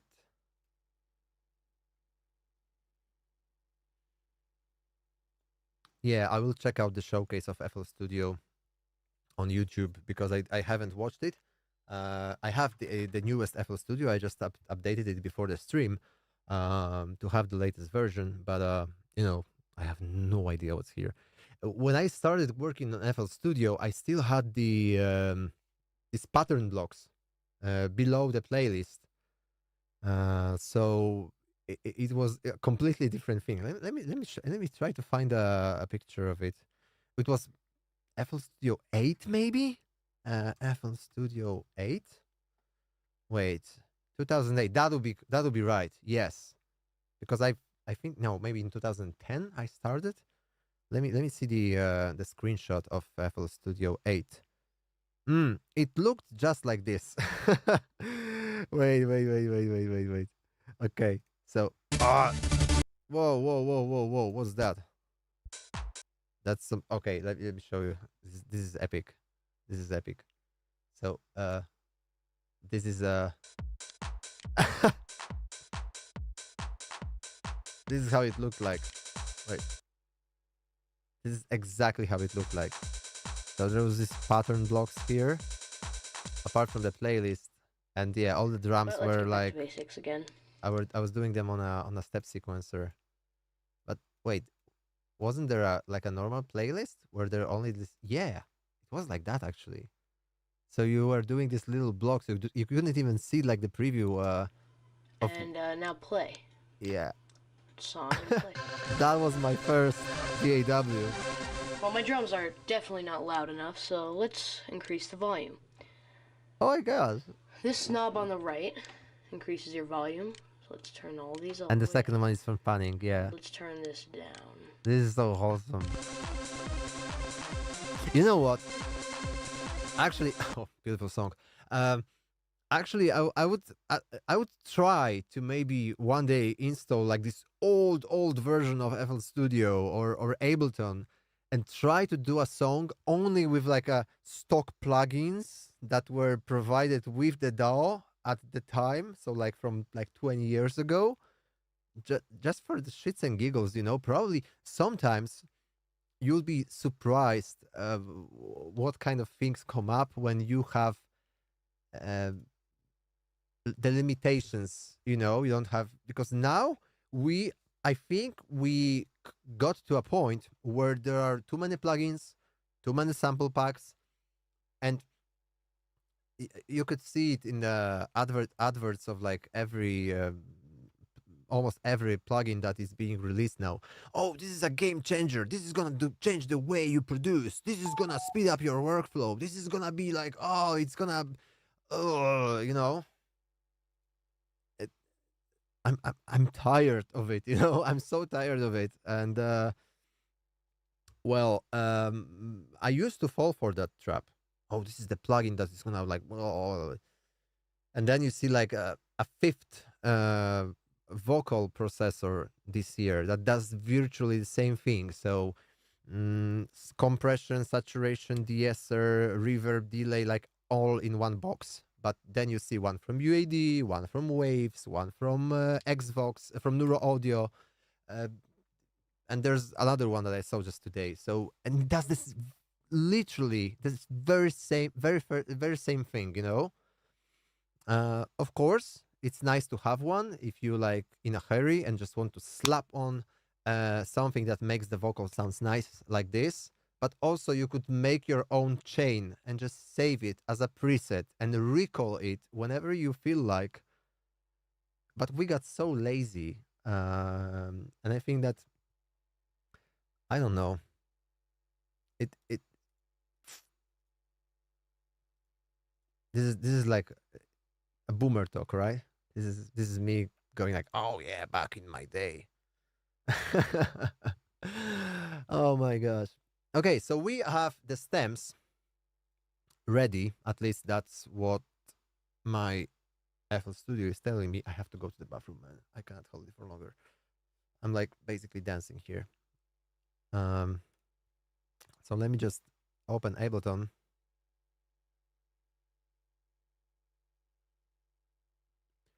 I don't know. Actually, I don't, the question for Godmas, what is that red part of the mixer? I have no idea. I just opened the project from like 10 years ago and it was red for some reason which is unknown to me. Okay. So, let me just find the samples. Okay, we have the samples. Probably all of them are going to be empty. Most of them. I don't remember what was the tempo, but probably it was 128. Like 90% of my of my projects back in the day. Wait, let me just oh, 80 tracks. What? There was like 90 in the project. That's strange. Okay.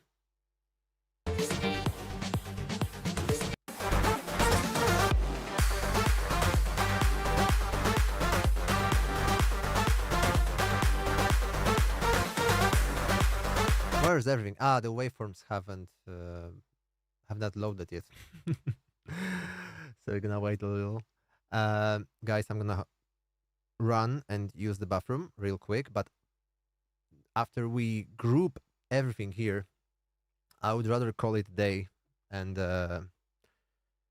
start fresh next time. Not Tuesday. I mean, there's gonna be a stream next Tuesday. Okay, 126.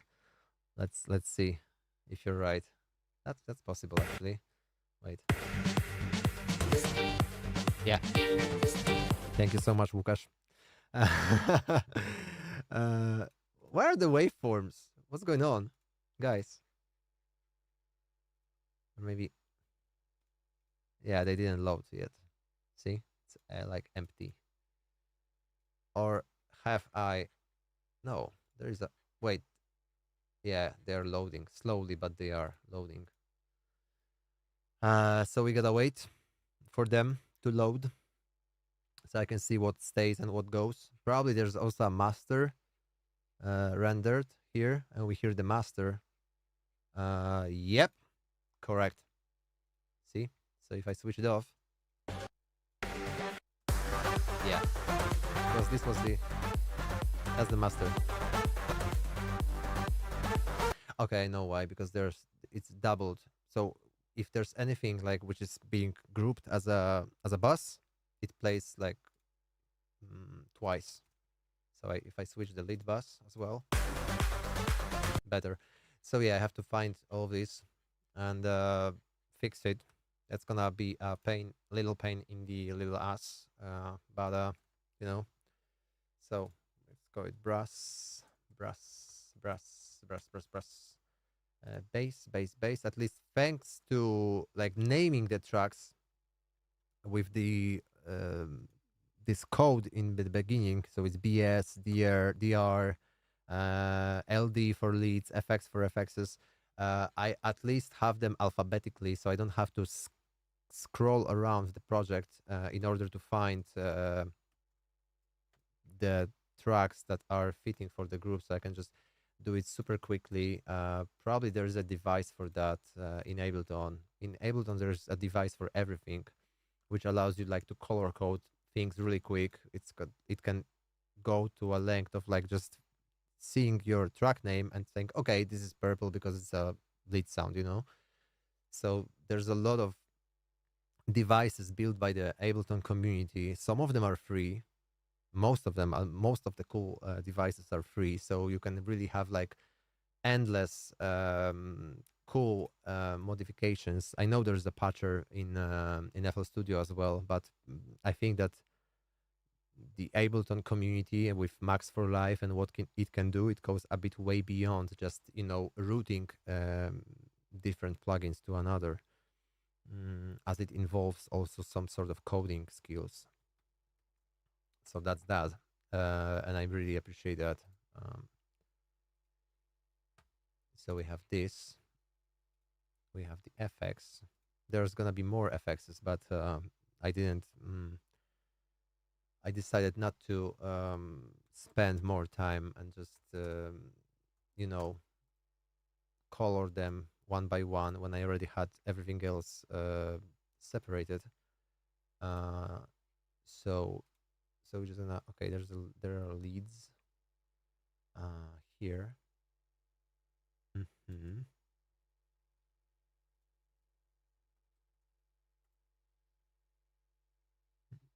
Yeah, I know, I already forgot about my urge. 1 second. 1 second. Seriously. Oh, oi, oi, oi.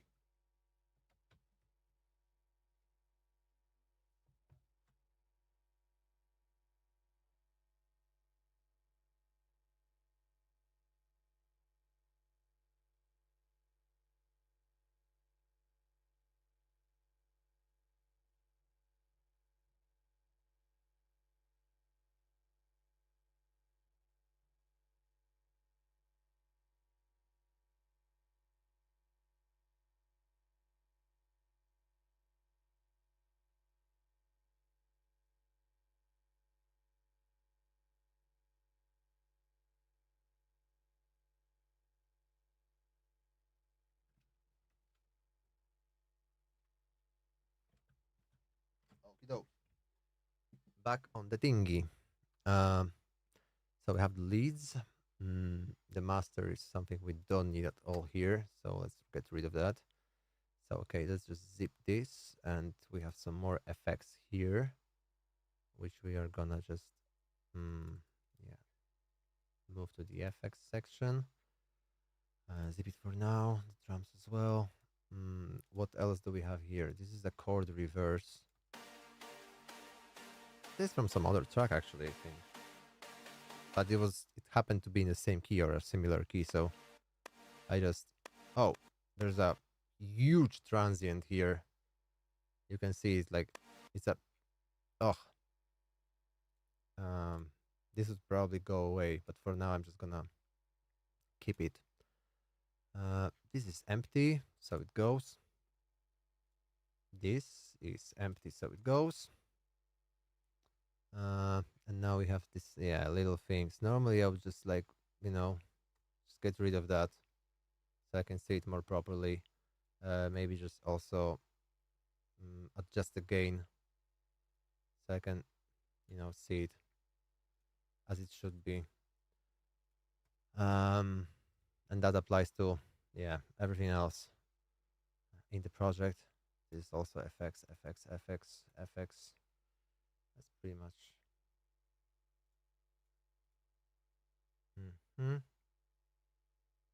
So yeah, there's a lot of stuff that has to be moved around. But this is pretty much the very first thing I do in order to save time for later for the important things. I think the risers here are doubled. Yeah, because this is like a group. And these are the separates, so we are just gonna mute the group for now. Probably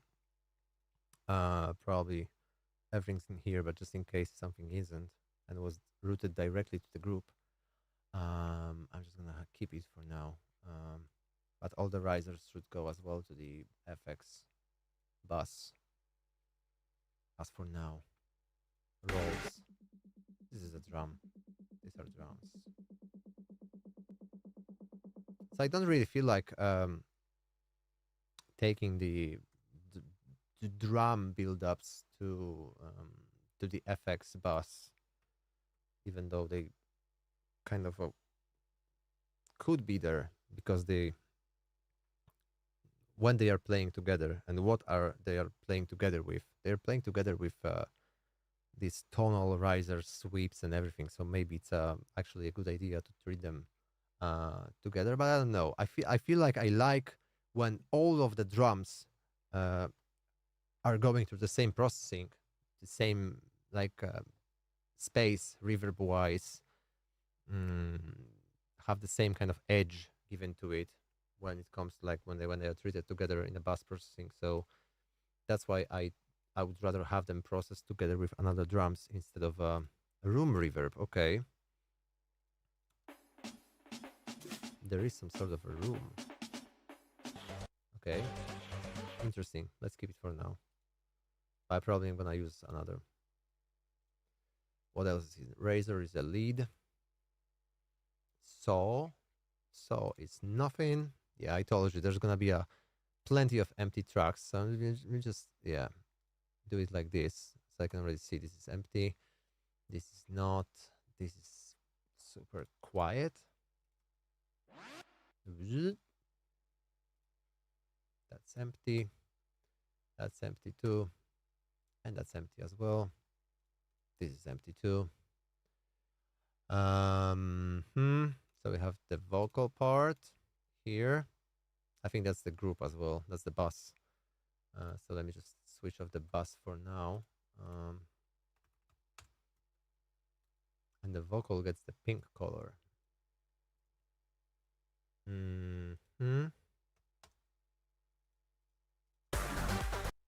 Okay. Oi. Yeah, that's correct.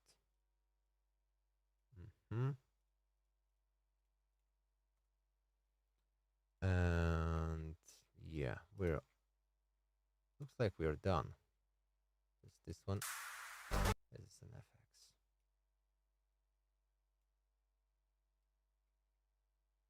And snare break. Okay, we have everything as we should have. So we have the whole project, but there are some groups. Yeah, there's something wrong with the balance, right? So it wasn't like that when we listened to it in FL Studio. Yeah, vocal is way too loud. So probably this is not a. Which one is the bass?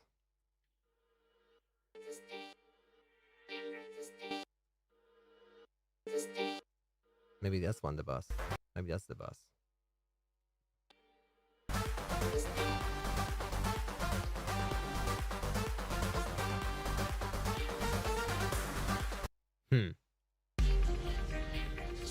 Yeah, it's off. It's super off. There's another vocal here. Okay, this is the whisper. Yeah.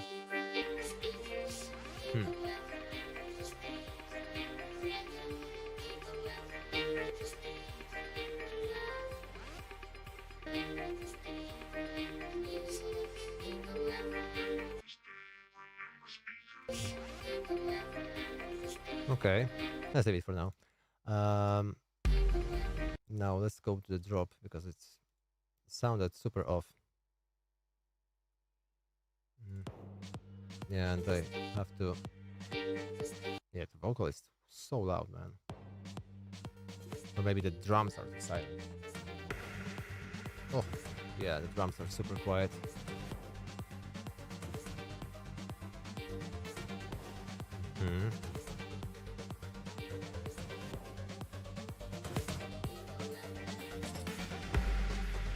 Oh, there was an FX sound which was oof. Which was way too loud. Yeah, so that's why I like to work like this because I can immediately see, like, see here and here and somewhere here as well. There's a lot of like, see, like this was, yeah, probably this has to go. Maybe this a little before. Better, but still not perfect. I think it's too loud because there's a one more impact here, which also bleeds onto it. The, was it the kick? Oh, there's a kick here. And it's, yeah, I would probably get rid of it completely for now. Yeah, or maybe just have it, but take it down. Yeah. So these are simple things that I'm doing, you know. And as you can see, like, for me, this is so quick, so like straightforward and easy to do. And this is kind of a, this is how I roll now.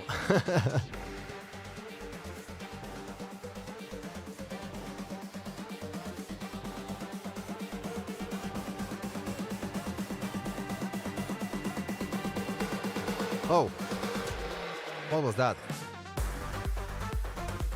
Yeah, it's too quiet, of course. So probably I have to take all the sounds and just like, wait, let me just, because it's way too quiet. I have to up them up by a little, but also don't. Oh, you, or maybe my speakers. Sorry for that. Yeah, it's gonna be loud as fuck. Yeah.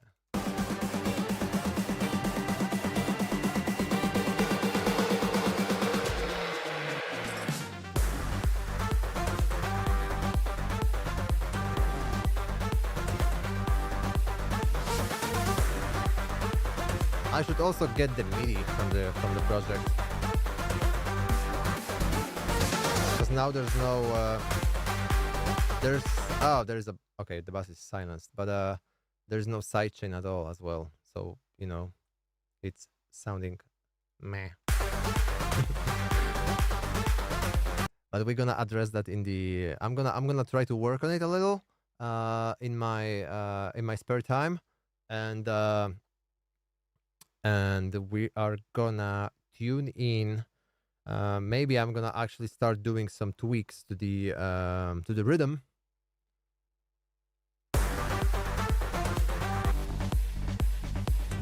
Yeah. We could have like two versions, which one of them is gonna be like the OG 2014 is calling, uh, and the another one which could resemble of how where my taste is in as of now in 2025, and what I want to, because I would definitely play the new version. Like, this is something like this how it is now. I would play it as Tom Swoon before. I would totally play it. I don't know why I didn't play it actually.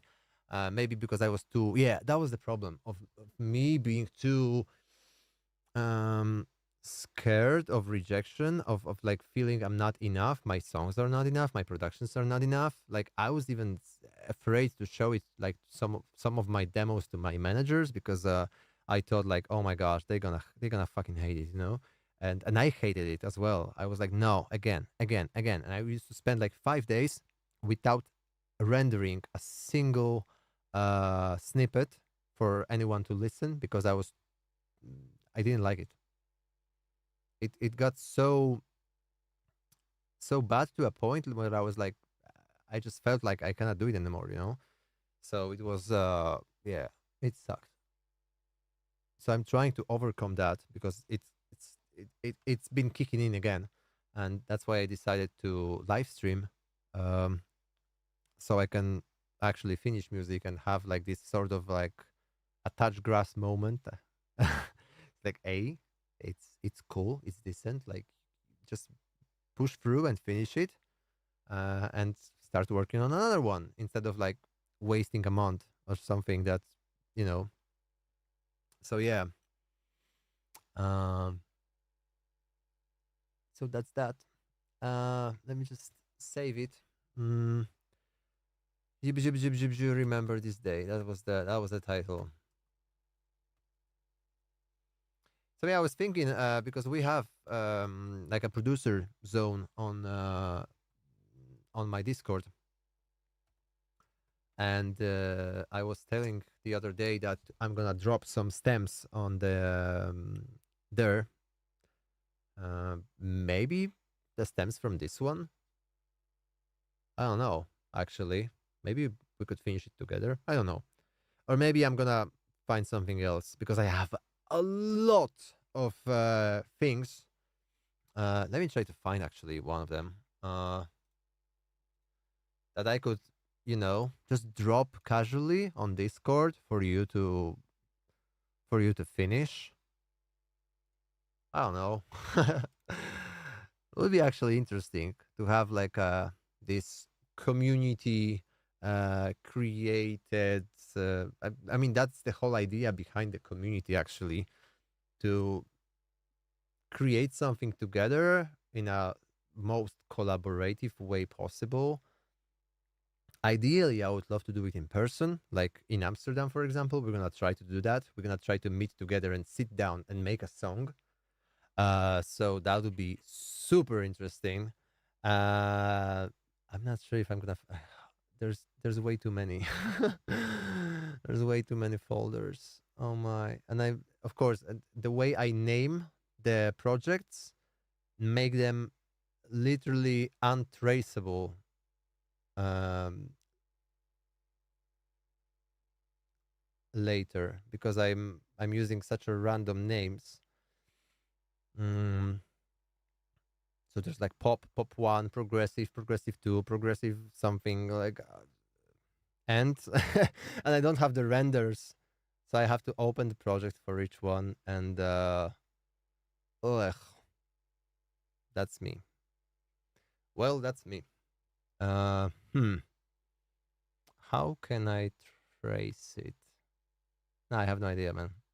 I have to prepare. I have to prepare better for the for the round of showing you my unreleased stuff, because there's a lot. Actually, we can do that as well in Amsterdam. We can live stream the whole thing. I don't know. I'm still trying to piece it together because don't have like the place confirmed yet. I mean, I found the place, but I didn't confirm it yet. So first I'm gonna take care of that, and then later we're gonna try to do everything else. But yeah, I'm super excited about it, and I cannot wait to be in Amsterdam for the first time in like what 7 years. So a lot has changed since then. I have changed, and everything has changed. So whoa, what's that?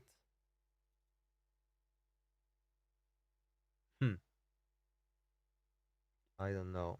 I have to stop naming the projects progressive because there's like 50 of different projects named progressive, and yeah, good luck finding the right one, right?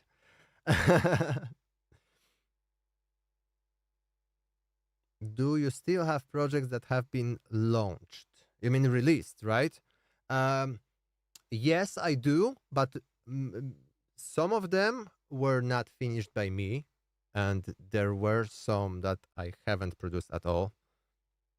Let's be honest, I didn't have time for that. So I also had people helping me to finish tracks. But I have some projects like Here I Stand, Wait, uh, the Avicii bootleg of Let Me Show You Love, the Linkin Park remix. We could dive into some of them.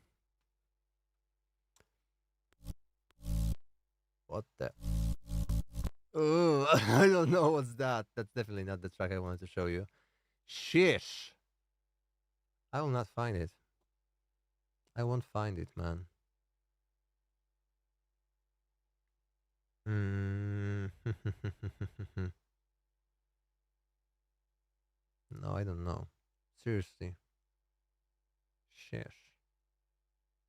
Why? Oh, maybe this is here. Uh,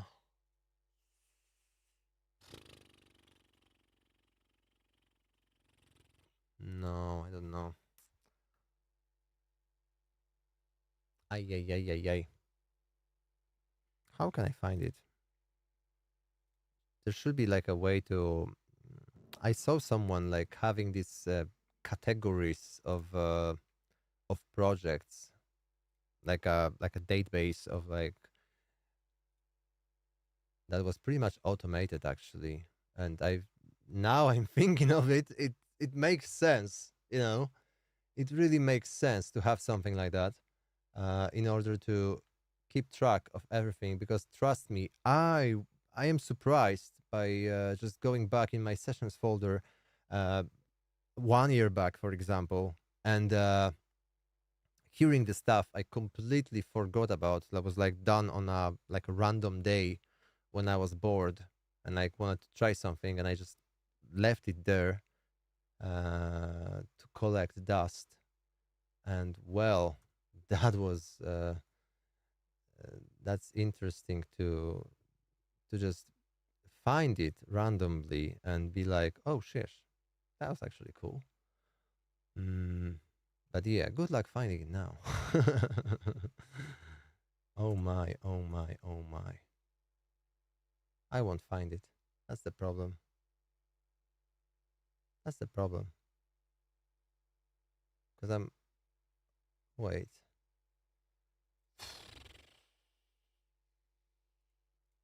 No, I won't find.